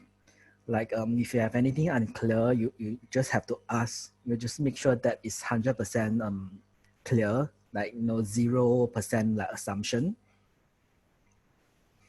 Okay, be open to feedback and criticism. Okay, depending on how the creative team want to work with you, or how the publisher want to work with you, okay, usually there will be an editor. So the editor might be just in charge of like editing stuff like your English and your language, but sometimes there will be editor that will edit your drawing, your frame. So I can't say that who is 100% right or wrong. There's always like no 100% right or wrong. So depending on like what are the changes that they want, and if you really strongly feel that you should stick with your decision, I mean you have to like talk nicely with them and get a resolution. But usually most of the time, I would listen to the editor or listen to the writer, because they're the one who wrote the story, and they have like experience like editing book and stuff. So you should try to open to be like for feedback, and sometimes even criticism. Okay, be mindful of what you say, both online and in person. I think more particular online, especially if you're artists and you're on social media, like whether you're on IG, you're on Twitter, you're on Facebook, and it's a very small community, whether it's like in Singapore or in overseas, in other country. Don't talk bad about people, or like talk bad about the writer that you work with or the publisher you have worked with, because the chances of it, like of them of all this bad thing like going to them is very high. They will probably hear it from someone that's a friend of someone, that's a friend of someone, that's a friend of you. So try not to like say all this like unprofessional stuff. And as an artist and as a creator, your reputation is really, really important, because one, like there's this like a reputation or a rumor that you have you're very difficult artist to work with, or like you have a very like attitude problem, then I think it's very hard to prove otherwise that no, you're a very friendly person and stuff. I can share this example that I've heard recently. I'm not like saying names. So there's this my friend who is a blogger. So he does a lot of QAA with artists and creator. So recently there's this person that sort of like won like an award. So my friend wanted to like interview him, through like a Q&A session, like through email. And like all the person reply just all that the person reply was this, like he was just too busy for it, and that's it. So my friend was kind of like, okay, it's like you didn't ask like when do I need to finish this Q&A, like, or how I'm going to do this Q&A. And in the next few days, like he was actually like in this podcast with another person, So after that, it's not a good thing to do. And you'll probably like, rumors will probably spread, and people will eventually like sort of identify who this artist was. But then again, I'm not saying that you should be like a yes man and saying yes to everything. If you seriously feel that it's something that you don't want to do, then you can just tell the person that, like this thing is not appropriate for me, or it's that I don't feel comfortable doing this. You should just be honest with them, and they will probably accept it. Okay, joining and forming your own critic and support group. Okay, I think this is quite important. Like it helps you like to improve your work at the same time as like keep you mentally healthy. Try not to ask people like your friend or your family for critiques, because most of the time, unless your friends and like family are like really like very serious people, most of the time they'll say, it's very good, you have done well and stuff. You can't get very honest feedback from them. So you can either form your own group, or you can go to like Facebook pages and stuff now to find people that you can talk to, and like they can critique your works in a constructive way. Okay. So the next point is also similar, to find a mentor or a role model. Okay, they can be someone that you can interact with. I mean, if there's someone that you can interact with, then of course that will be very good. Like maybe there's someone that you always look up to, a particular artist that have been in industry for a very long time. So like you like one day you can just message him, and if he reply you, then you can like ask him more stuff. But please do not like stalk them, or like just like send them like 50 message a day.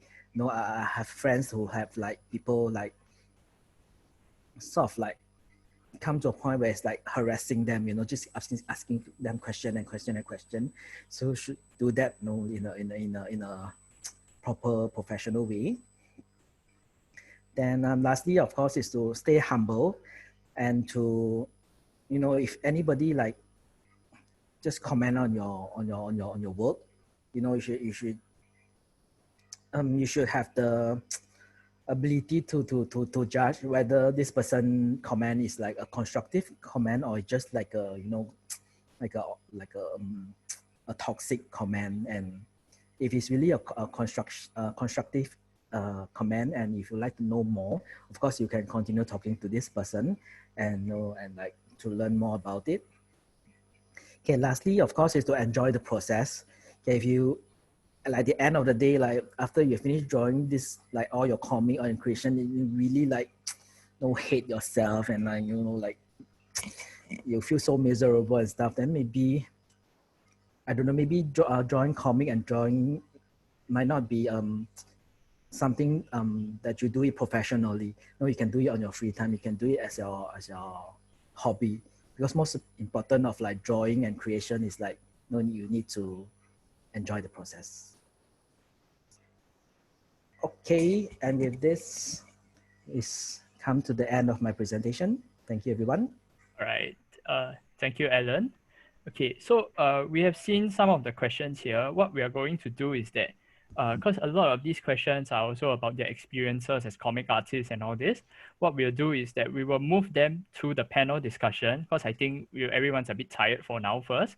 What we'll do is that we'll take a short break of about 10 minutes, come back by 3:15, and we will continue to the next part of this workshop, which is a panel discussion with the judges themselves. So if let's say you have a question for the judges, put them into this Google form, and then we will ask them when it comes up later during the session itself. Of course, those that are in the chat, we will cover them as well. So don't worry. So we'll take a 10 minutes break, come back by 3:15. Okay, thank you. So I'll take this time to talk about sponsors.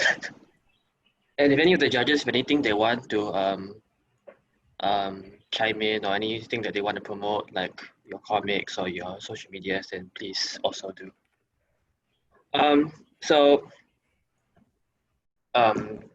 Firstly, XP Pen has very graciously sponsored most of our prizes, and they are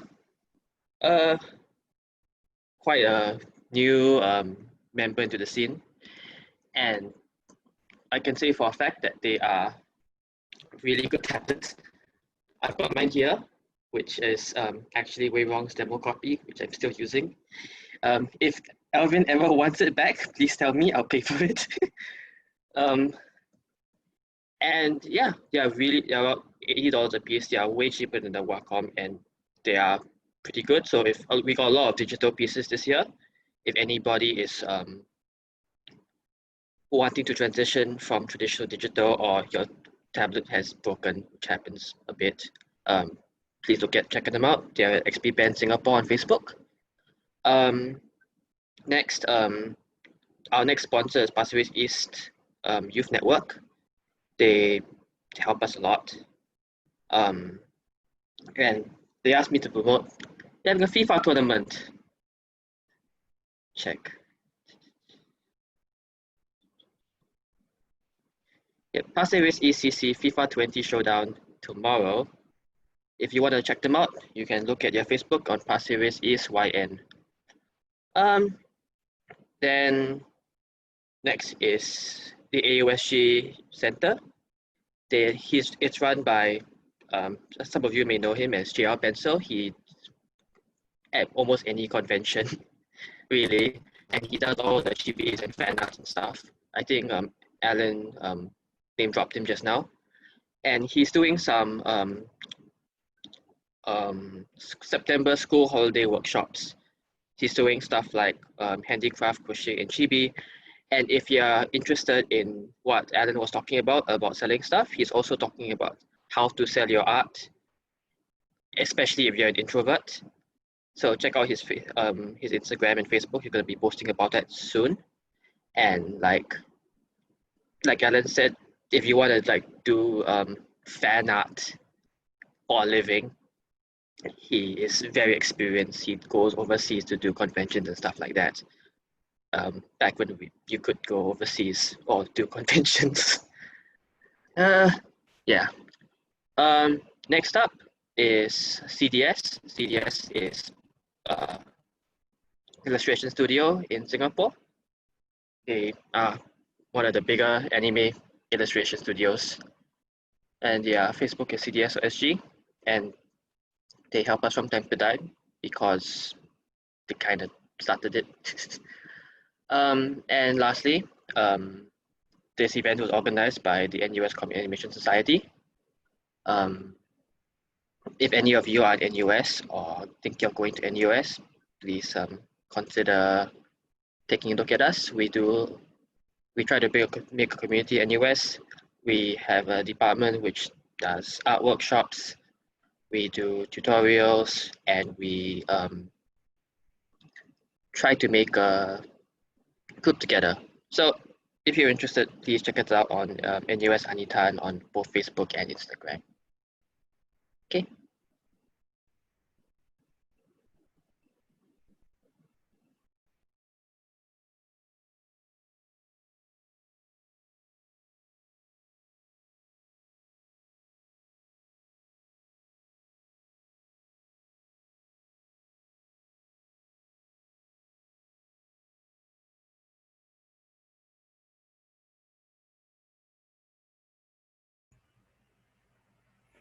All right. Welcome back, everyone. It's 3:15 already. And so we will enter to the next part of the event. Wait, where is Wei Rong? So what we'll be doing is that we'll have a panel discussion with all our judges and to discuss some questions. So that's earlier we asked you all to submit a question if you have for them, and we'll also be covering some of the questions that already been asked. So to start off, let's talk a little bit about this situation that everyone is in while we're having this online Zoom session and stuff. As we all know, COVID-19 is a pandemic that right now the whole world is going through, and it is something that has changed almost every single industry. So my question to you three is that what is your experience in doing art during this COVID-19 situation, and what skills do you feel that are really much more essential today for artists than before?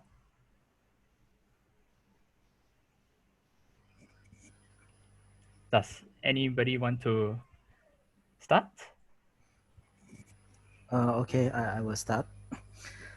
Okay, for me, I shouldn't say lucky, but for me, because I was working on a bigger comic book. So from like January all the way until May, I was like I spent most of my time working on that particular comic book. Then actually at the same time, there was a lot of smaller project that sort of come in. Because I think but during this time, like a lot of companies are actually looking for like alternative way of like presenting their stuff online. So they will need like artists to help them now to do like illustration and like graphics to help them, to go like online. And so I think an important skill is to actually know how to work with client, not purely like drawing like what I like to draw, but to actually to able to fulfill like client requirement. Especially now, towards the end of the year, I think that a lot more companies are actually ready to do more things, like to push out whatever plan that are sort of on hold, like for the past 6 months. So I think now actually have a lot of more opportunity in the market.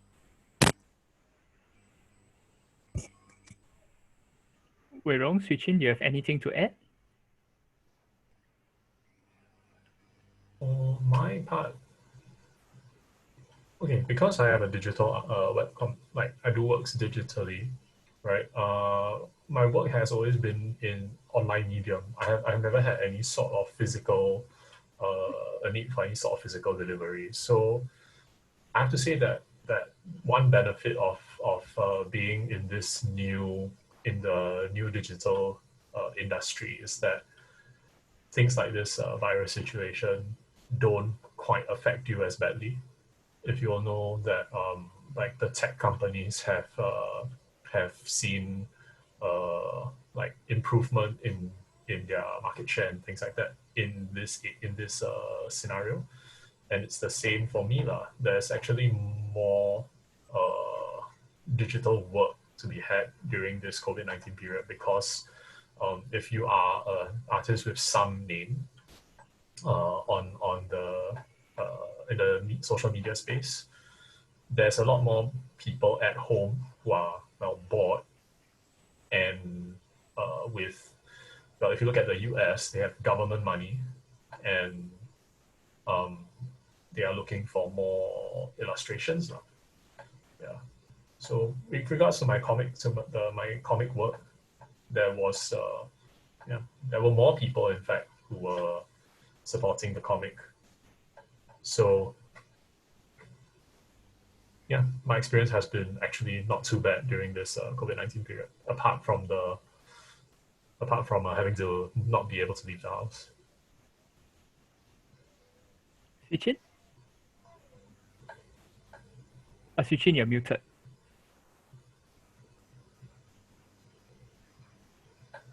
Swee, you're muted. Sorry. My lifestyle didn't change much because I work mostly from home, and yeah, but I did lose a few job opportunities because of fundings, but otherwise not much change. What about skills? Do you think are any skills like more essential today as compared to last time? Skills? Like in terms of like maybe building your skills on social media or certain skills like Alan was mentioning, the way you deal with clients is even more essential today and stuff. Yeah, I agree with that. Like you need to know how to communicate with your clients. You need to know how to market yourself, all the PR stuff. That's very important. It's not just about drawing. All right. Okay. So I think this like leads to one of the questions that were asked. Like, so is it hard being a freelance artist? For me, like to all three of you as well, this is a question from the floor in the chat, which is this person is asking, is it hard being a freelance artist? it is hard for me because I'm not very good with people. So it depends on individual. I'm not very good at communicating with people. So I have to learn it the hard way. But you do learn. Yeah. And it's a good lesson. Yeah. So one of the issues with being a freelance artist is that you are responsible for your own invoices, for your own communications with clients, and there are some people who, if you are not able to, is doing freelance similar to setting up a business. Doing freelance is a business, so you need to do all of the necessary business stuff, which means communication, doing your invoices, your taxes, all that the business things. And it's no secret that most artists are not good at that sort of thing because it's a very that's why there are things called art studios where there's there's a manager who handles all of that stuff for you. Yeah. So another question also that was brought up, that was like, let's say for in terms of publisher, so this question was asking like, which publisher do you recommend for comics and books with illustrations? Like, it be the publisher or the company that you feel that are quite good to work with. And also this comes to a follow-up, which I think in the sense that Alan could probably take it as well, which is what constitutes a good pitch and how is one written? I mean, three of you all will have experience in pitching and having a good story written, but in different ways in this industry.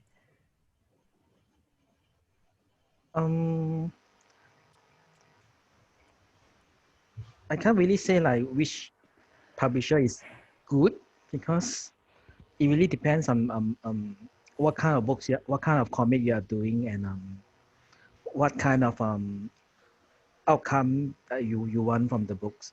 Like whether you want to you decide to choose like a local company, or you decide to choose like an overseas company, like a US company, US publisher. But to be honest, book publishing has never been like a great business, and I think it has always been sort of like a surviving business. So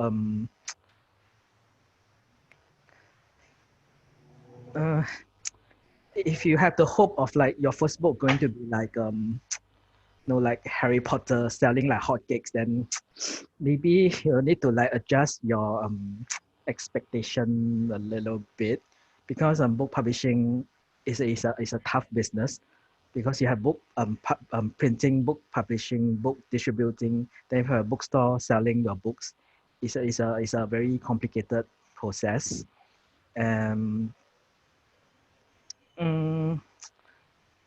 As in how to make what makes a good pitch.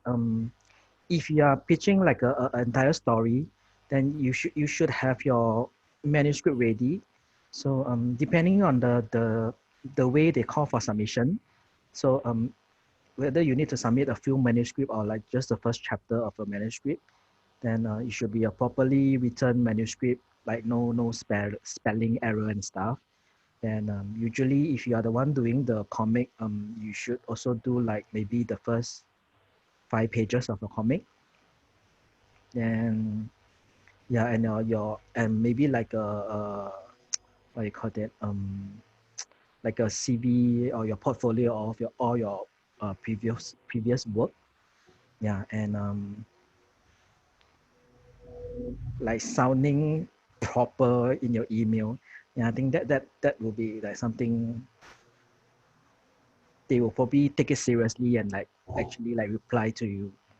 Yeah. So, does Swee or we want to add to that?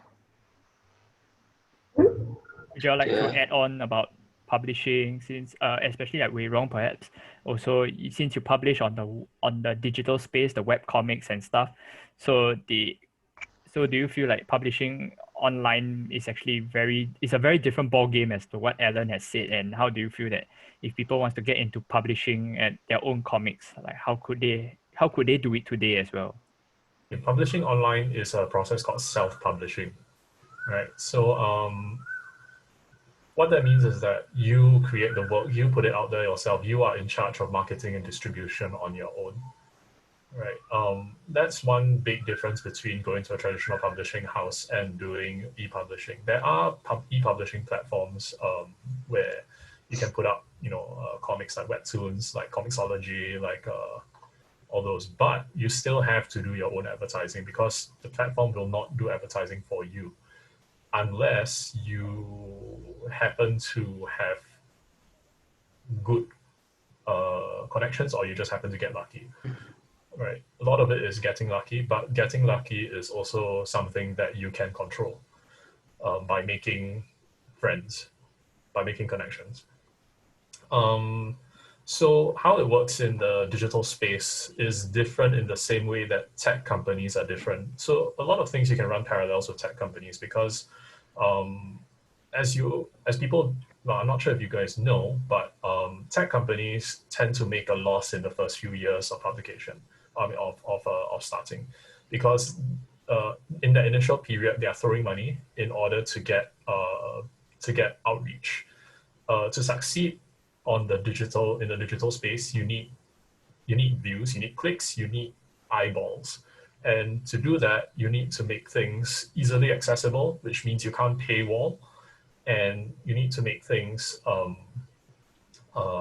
like you need to really put yourself out there, whether through friends, networks, or like just being some sort of viral Twitter machine, right? So you can get good at that. It's all skills that you have to learn, or you can get someone who's better at it than you to do it for you. That's how it goes. Yeah. So I have a few questions about. Oh, sorry. Oh, sorry, but don't expect to just like put your comic up there and then people will start throwing money at it. That's not how it works. You need like at least a few months, most usually a few years before you get somewhere good. Yeah. So a few questions asking about how you even start becoming a freelance, or like how do you like get into this stuff. So maybe the judges could share some experiences about how they started freelancing or why they started freelancing, because it's a scary step for a lot of people.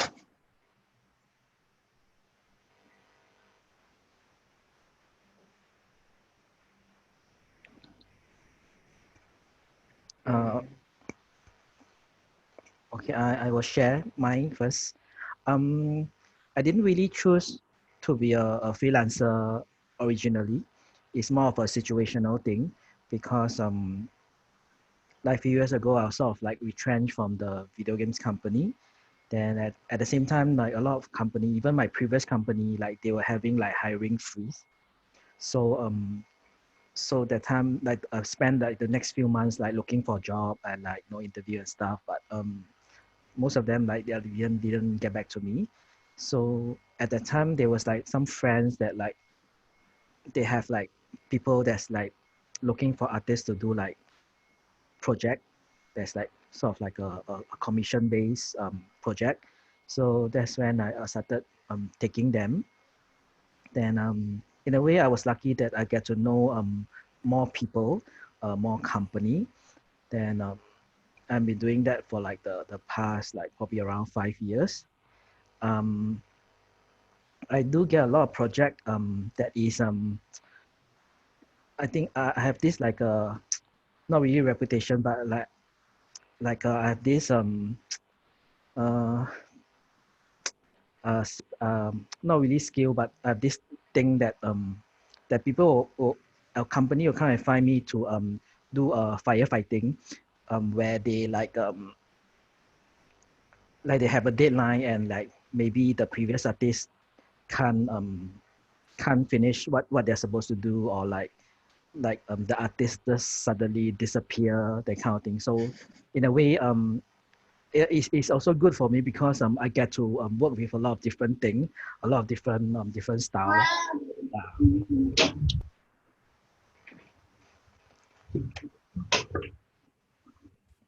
Yeah, so from then onward, like I've been like working on like various project and stuff. As in, if I don't, but at the same time, I'll also be like emailing people, in a way like randomly, like cold emailing people, like company or publisher. They're saying, oh no, I'm a freelance artist. No, I this is my website. You know, like if you have anything that you need to help, then I can help you with the kind of thing. Yeah.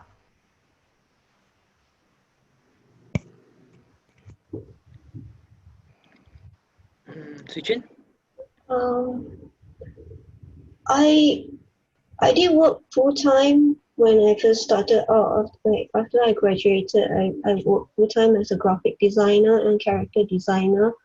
And I was also working on comics for a publisher in US, but after a few years, the company wasn't doing so well, so I kind of gradually shifted to freelancing. Yeah.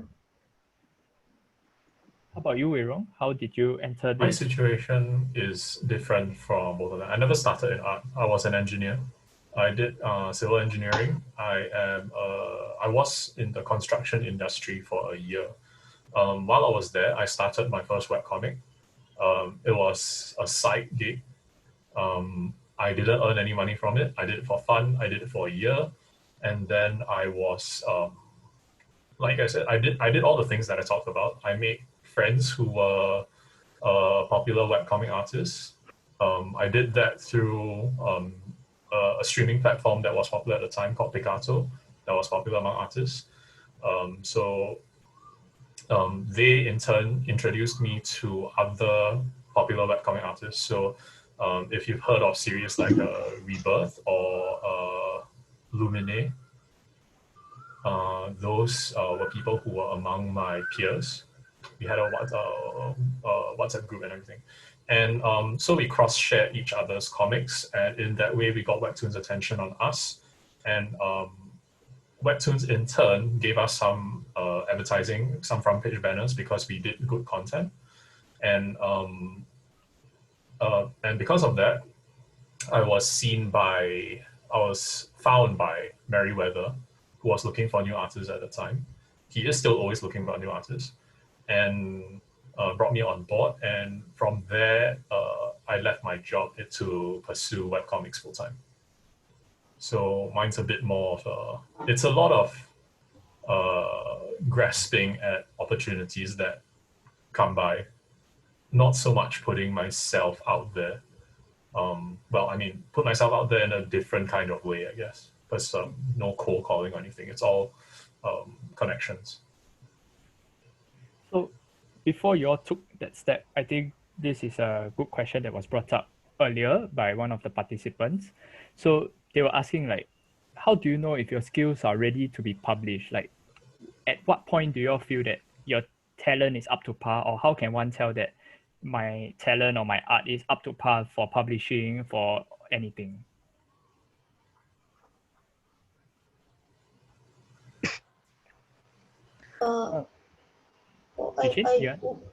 I till now I don't think I'm good enough. I still don't think I'm good enough, but you have to put it out there. If not, you will never put it out there. But you just have to do something. And well, sometimes publisher will come to you. Sometimes.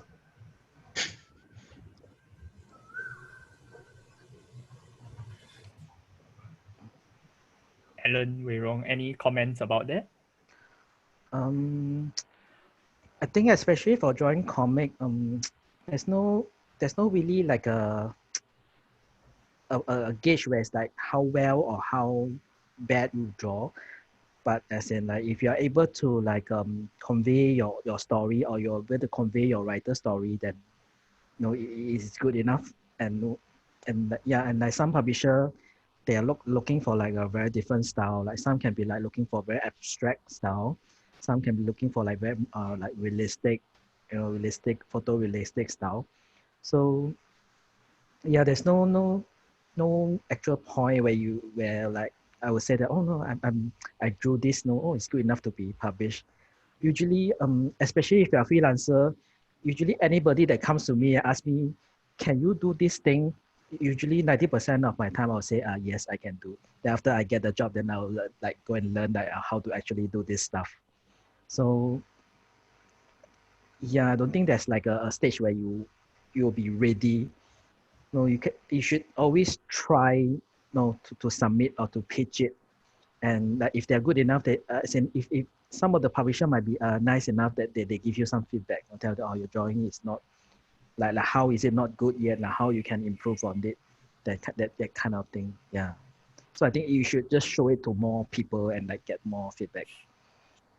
Yeah. Yeah.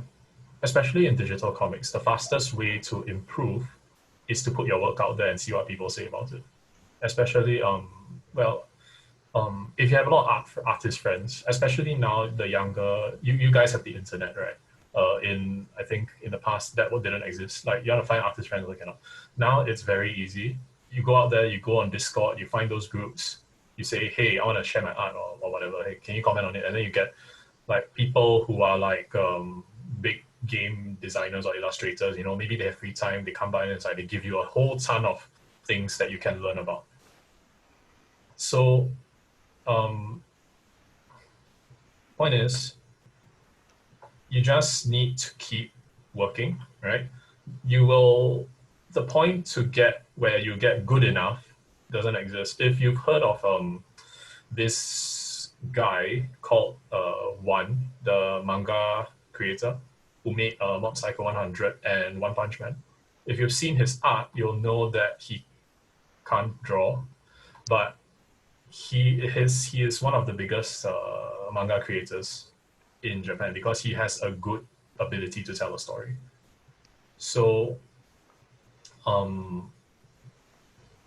yeah, like Alan said, as long as you're able to convey your story, you are good enough. And then from there, don't stagnate, just keep improving and getting better.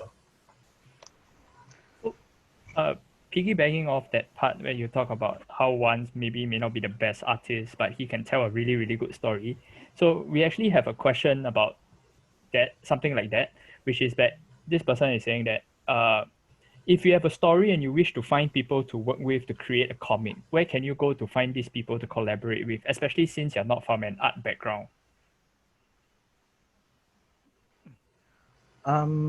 For me, there's like a few channel, like there's this Reddit subtract which called comics collab, I think, where people post both like paid work and like collab, like profit sharing, revenue sharing kind of work. They're both like both writer and artist, where they are both looking for opportunity and both looking for like artist and writer. Then even on Facebook page, there's a lot of like different Facebook page, like comic opportunity or comic commission, where they're looking for like writer and or artist. And another one is actually to join like a anthology, because some of the anthology, they actually sort of like will match you with a writer or an artist, and like they actually help you like get to know like all the different writers, different artists. They usually like create a Facebook page where everybody can like sort of discuss about their story or discuss about their art and stuff. Yeah, so that's one of the main advantage of like submitting or joining an anthology. Yeah.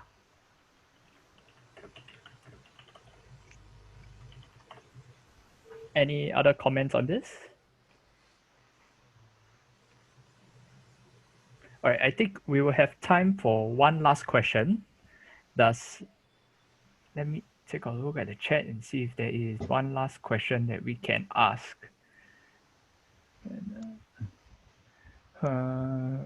Okay, I think this is a good question now that I'm looking at this. Okay, so a person is asking, if I'm looking to step foot in the game industry, do I mainly do characters? Is it too niche to get into the Singapore game industry? Or should I just specialize it? Or so rather the main part of the question is, should I specialize in one topic or should I be a jack of all trades? Referring to should I like be a concept artist position or should I like be able to do a bit of everything? I think this also works to be like, for let's say if we expand it to the comics, like should I focus on being let's say a colorist or a line artist or writer? Like how is it better to specialize or is it better to be good at every single thing? If you are like a beginner, of course, I think it should be better that if you know a bit of everything. Like for me, back when I was in Koei Entertainment, but they were more specialized, and I was in the character team throughout. Whereas when I joined Ubisoft, I think I applied as a game artist. They didn't really have a specific role because they always have new different project and you always take on different role. So I actually went for the interview the second time where they actually asked me to like to do some 3D modeling of the environment on the spot, I think for like an hour and stuff. Then after that, she asked me like, oh no, are you comfortable doing environmental stuff, like being a background artist? Then I told her that, oh yeah, sure, like I'm like open to like, doing like anything. Then I think that probably a lot of people will be very interested to doing like character artists or even like concept artists. But then to be honest, like every game, like example, if it's like Assassin's Creed, there's only one assassin in the entire game. So then maybe there's only like one character artist in an entire project. Where the rest of the 10, 20 people, they are like background designer, background artists. Then for concept artist is also quite I would say a rather niche task where they sort of like exist only in the beginning of the project. You can't be like still drawing concept where the game is already like in the midst of like doing or finishing. So usually concept artists, they usually will go to doing like environmental stuff, like whether it's 2D or 3D, like drawing texture or doing modeling, but they will usually have to go back into like doing environment. So yeah, I will definitely suggest like if you're a beginner, you should try to do a bit of everything. And like when they ask you, then you should be open and say that no, you're willing to learn like everything. Yeah, and in terms of drawing comic, I think like drawing background is also a lot of people who probably don't want to do it, but it's a very, very important and a very hard thing to do in my point of view. So if there's this person that specializes in drawing like environment, I'll probably hire this person because it's so difficult to draw like environment and stuff where everybody just want to draw their own character. Yeah, so I think it's good like to know a bit of everything, and you can like choose to like specialize or focus on them like after maybe a few years of doing them. Yeah. Okay. On my end, okay. So one thing that I've spoken to a lot of artists who are in the industry as well. One thing that needs to be said is that you need to be sure of what you are talking about when you say you want to be a concept artist or you want to be a character design artist or things like that. Because most people have a misconception of what these actually entail. Like if you look at an art book and you see all those nice images of the characters, right? Then I notice a lot of people think that is concept art. That's not concept art. That's a showcase. So you must be aware of what exactly you want to specialize in. I know a couple of artists who what they do is they split up their portfolios. So they have different portfolios for each category of work that they can do, and so that they have something more targeted when they are sending in like portfolio reviews. For the comic side of things, yes, you have to do everything. That's the short answer. Because at the start, you are not going to be able to find anyone else to help you unless you have money. Money solves a lot of problems. If you don't have money, you have to solve your own problems. And background work, for example, for me, I use Blender, I use SketchUp, and I learned a bit of rendering and Unreal as well in order to do my background work. But it is very easy to find colorists for character work. Finding line artists and finding background work is much, much harder because nobody wants to do line art or backgrounds. And yeah, just learn how to do everything, and then you can outsource the stuff that that other people want to do, and that saves you time. How about you, Swee? Oh, I did concept art before for a few companies. Basically, it's not as glam as people think. You basically do the concept, the idea of everything, and then the next stage will be there will be other technicians or 3D artists to do the rest. And in a game company, I worked in game company before as a 2D artist. Basically, they just throw everything at you to do and find out what you are good at, and they give you more of that to do. So yeah, it's good to know everything a bit here and there and keep on improving on it. Manga, comics, yes, you have to do everything. Yeah, you have to do everything.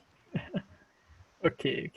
So I think we have answered most of the questions and we don't really have much time. So now we will come to the last part of our event of this workshop, which is the announcement of the prizes itself.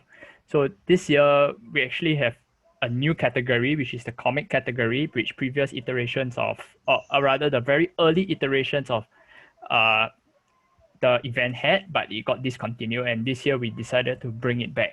And as we all know that Swee and Alan were the judges for the traditional and digital illustrations, while Rong is the judge for the comic one. So at the end, after this event, we will be sending out an email on prize collection to all the participants, so look out for that. And so right now we will be going to the announcement. We'll start off with comic category. So at honorable mention, we from Raffles Girls' School, we have Kiara Chong Eun-si with her comic titled Magical Internet. All these artworks will be posted online also after the event itself. Okay, so congratulations to Kiara. I hope I pronounced your name correctly. Next, for the winner of the comic category, we have That One Weird Kid in School by Putri Karina Soetama from Raffles Girls' School. Congratulations to you as well. Right. And we're moving on to the next category, which is the traditional category itself. For the best concept, we have The Transfiguration of Merlion by Yo Le Eun Joy from Singapore Chinese Girls' School. Congratulations to you. And the next winner for the best technique, we have Lotus Festival by Guinevere Yep from Singapore Chinese Girls' School. Congratulations to you. And for the winner, we have Spread Love by Chanel Chan Jia Lun from Nanyang Technological University of Singapore. Congratulations. And now we come to the main part, which is the winners of the digital category. So we have 3 honorable mentions for the digital category.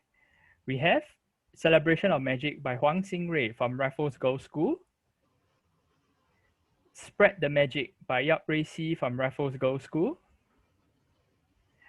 The next honorable mention, we have Welcome to Endless Magic by Iris Lee Hui Ping from the National University of Singapore.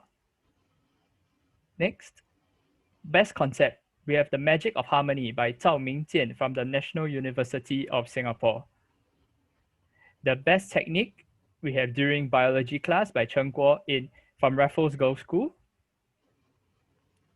And in third place, we have Don't Get Caught by Maria Budi Putri from Raffles Girls' School. In second place, we have Festival of Masks by John Michael Solomon Teong Tai Ang from National University of Singapore.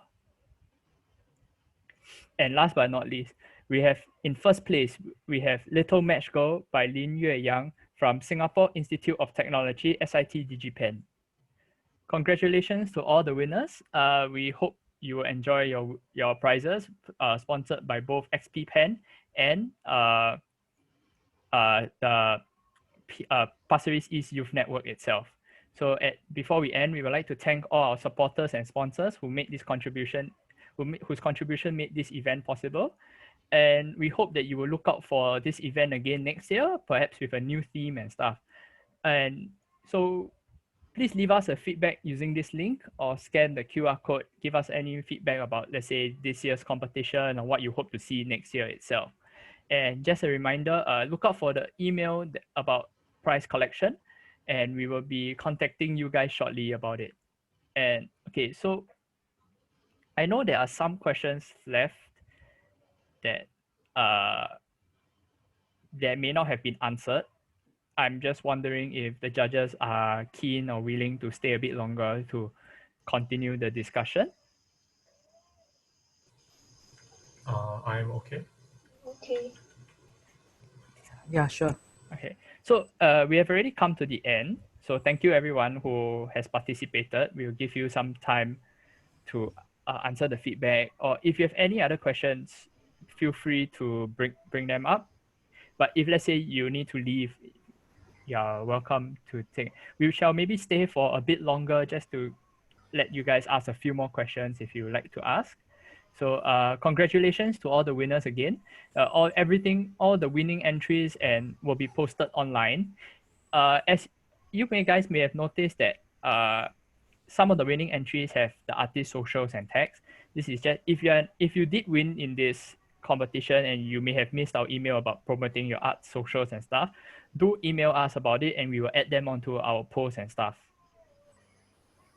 So thank you everyone. We hope to see you again next year.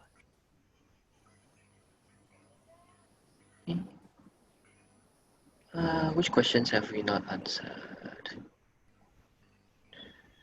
Are there any questions from the judges that you've seen that you think are interesting to answer? Or are there any comments about this year's competition that you as the judges would like to bring up and comment on? Yes. We have already ended. Right now, the judges are willing to stay a bit longer to answer any more questions. If you need to leave, you may leave. If any other questions you want to interact with judges, we have actually enabled you guys to speak. You can unmute yourself on your video and interact with the judges. So if you have any other questions, you can just unmute and on your video if you would like to ask the judges any questions.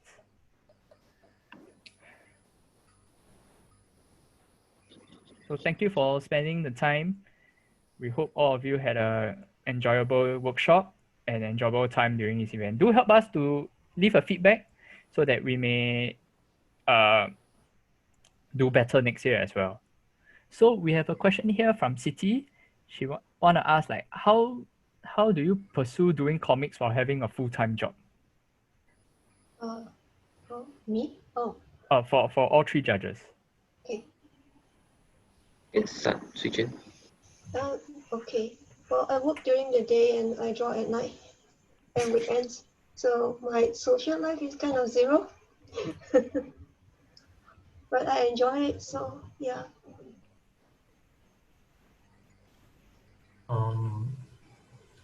Sorry, is my mic on? Yes.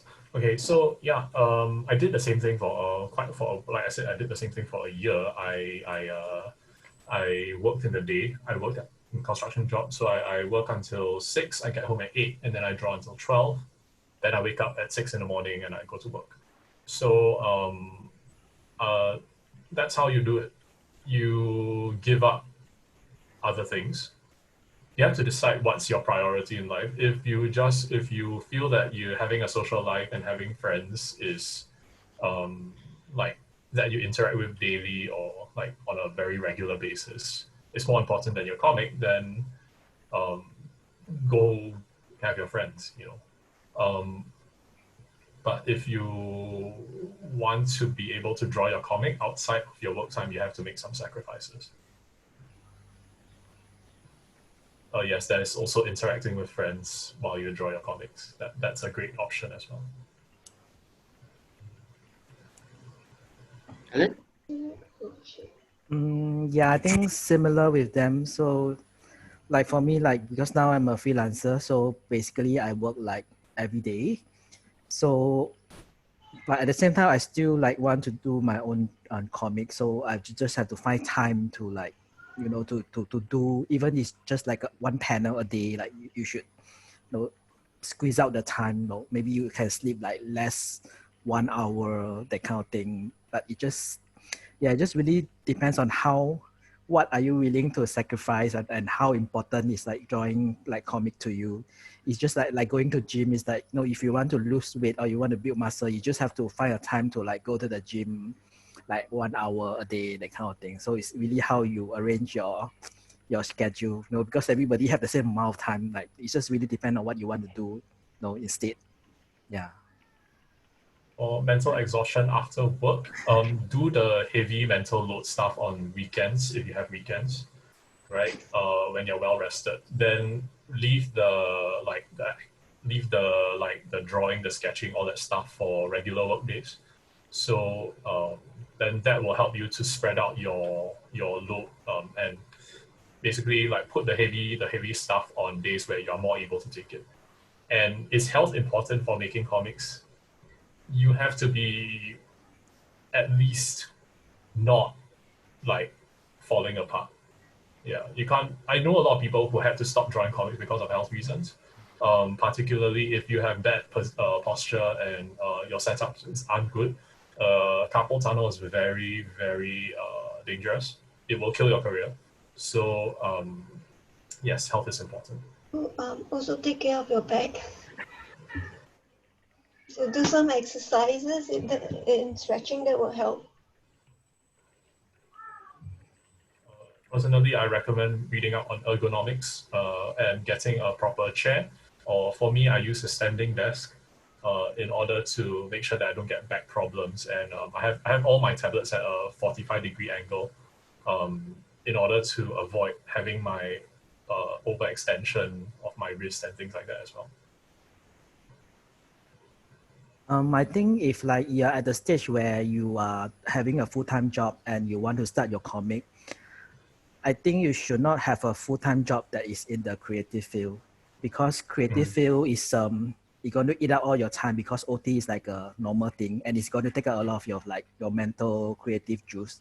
If you really have to like have a full-time job and you want to start your comic, I don't know how to sound it nicely, but you should consider a job that is really a very fixed working hour job, or they pay you by the hour, so that you know you can always leave your job on time. You know, that's a very honest, a very, very sad thing to think about it, but then that's how it works.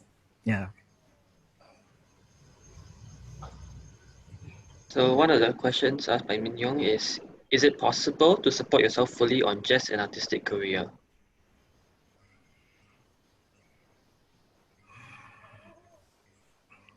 Short answer is yes. Long answer is it depends. Yeah. You need to. It is possible. It is also possible to, in fact, be very successful with an artistic career. I mean, Art Germ is probably a very big example. Art Germ's a local, a Singaporean, by the way. He has an office down in, I forgot, where was it again? But he's doing very well. A lot of his students are doing very well as well, near Haji Lane, yeah. And we're talking like high four-figure, like five-figure kinds of income. But not everyone is going to make that. Just like some jobs are going to get less, some jobs are going to get more. It all depends on your personal capability and your drive to make it work. And also your luck and whether you grasp your opportunities.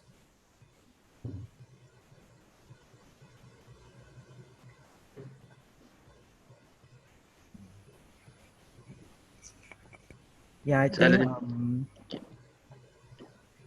yeah, in short is yes, but in like if you want to go into detail, then it also depends on like how comfortable like are you with like earning, like how much you are earning, like what kind of lifestyle you want to have, like how much you want to earn every month, and also depending what kind of artist you want to be. You want to be an artist that draw for others, or you want to be an artist that sells your own stuff, or write your own story. Then I think it greatly affect like your income in a way, and because drawing comics is kind of like an entertainment thingy, like a non-essential thingy. So it's kind of like being a YouTuber or being like a movie star.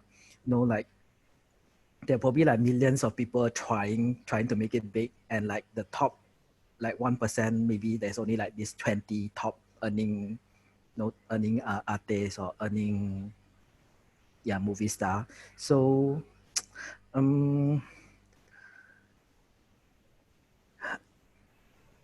so you just have to be practical about things. Like one good way like is to judge like is to gauge if you are doing more commercial stuff, is like how much do you intend to charge like per hour, and like how long do you take to like do a particular work, like a comic page.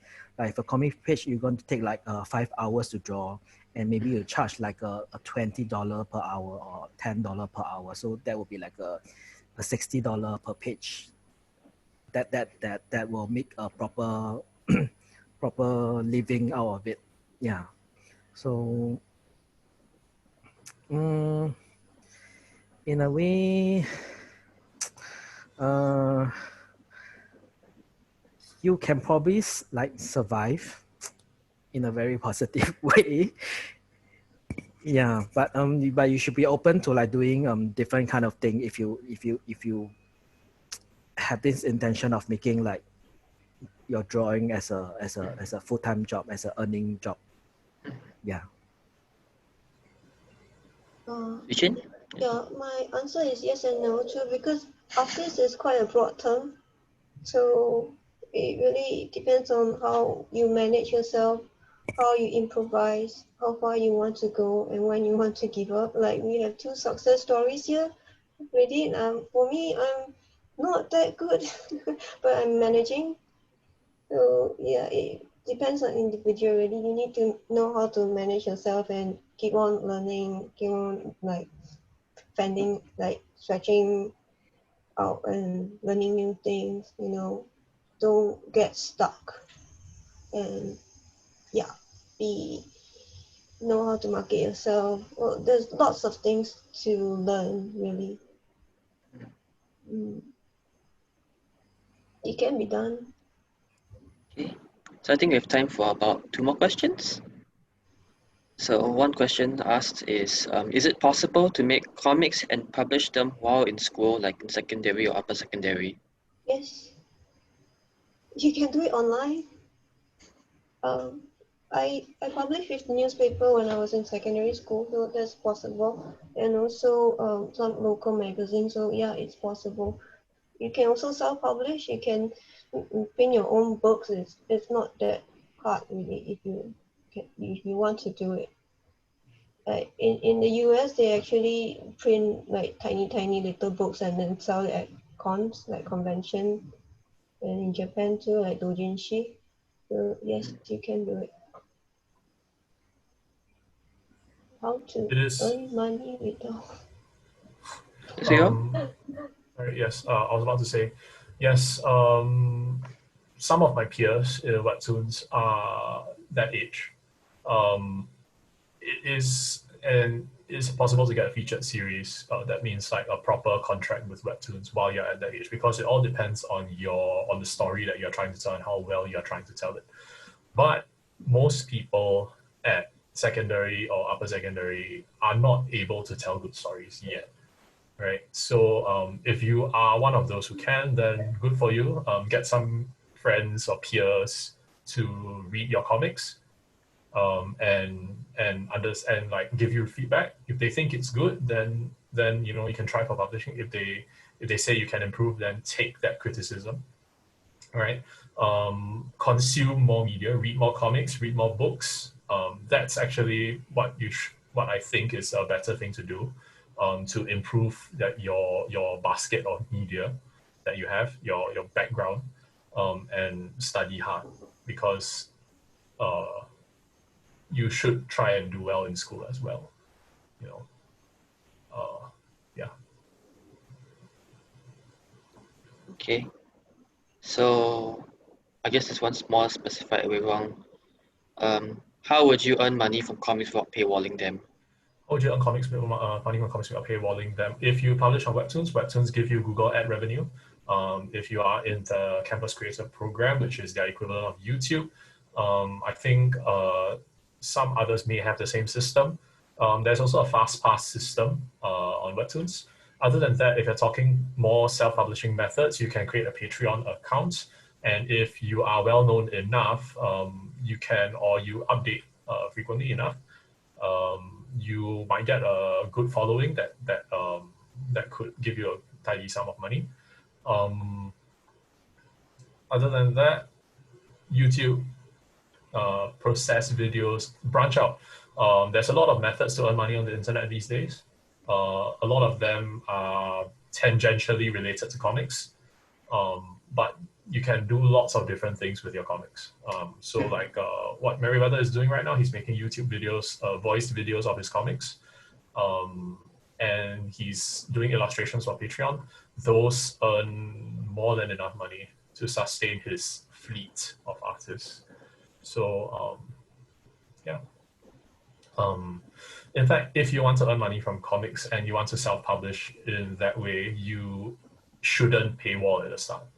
It's not a good idea, very honestly, because if nobody has seen your work, there's no reason for them to pay for it.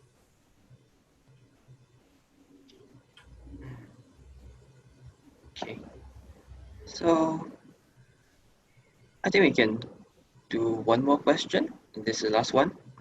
So there are a few questions, mostly after the is it easy being a freelance kind of questions, which are talking about how do you manage your mental state.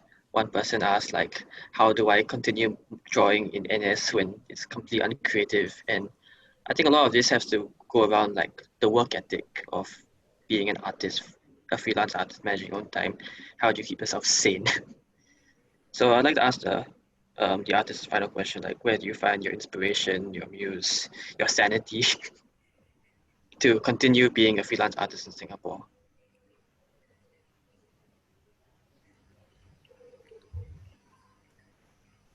Oh, I was actually the most creative, and my most creative in NS, because that's exactly when you don't have to use your brain. So I spend a lot of time in NS reading a lot of literature, reading a lot of books, and doing a lot of creation. You have to keep your brain active. If you don't exercise your brain muscle in NS, it's gonna like waste away. So, you know, if you're just like, oh, I'm too tired, I don't want to do anything creative, then you're just going to get yourself into a hole, and that you're not be able to climb out of. So staying creative as a creator is dependent on how much you consume as a consumer as well. So stay hungry and keep finding out more about what you can do.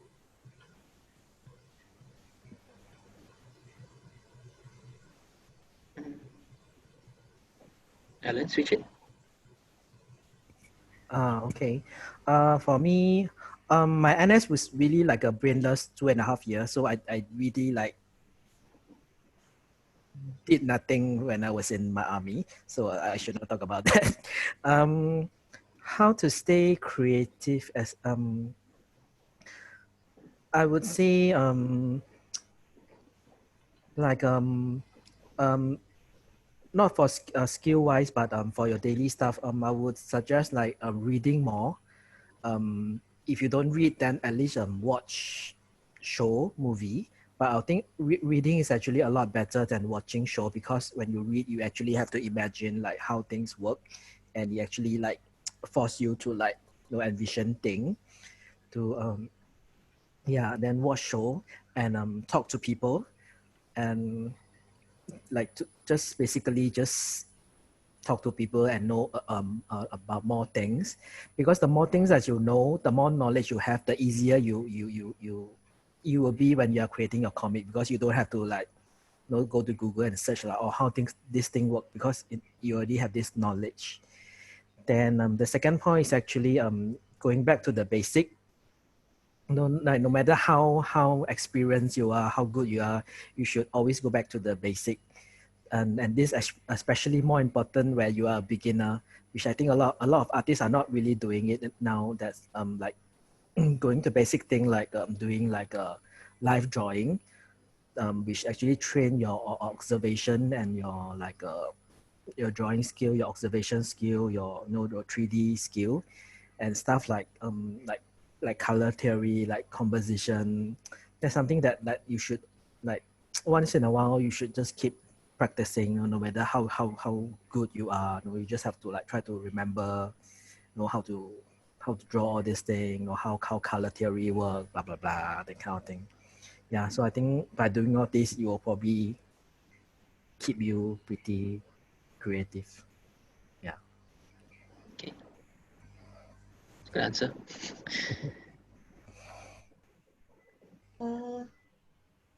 I didn't go through NS. Oh my god. I think the question was more about how do you stay creative if Yeah. you lose your creative. In general. I know. Well, I did go through a tough time when I was in Japan, because the publishing industry there was extremely tough, and especially when I'm an outsider and I don't speak like very fluent Japanese. So that caused me to kind of become afraid to draw, because I was afraid of getting it wrong, because the editors were always telling me this is not right, that is wrong, this is bad. So yeah, for about 2 years I couldn't draw properly out of fear. So actually now I tend to meditate to keep sane, to stay sane. As for creativity, I don't have a lot of problem. I like to daydream a lot.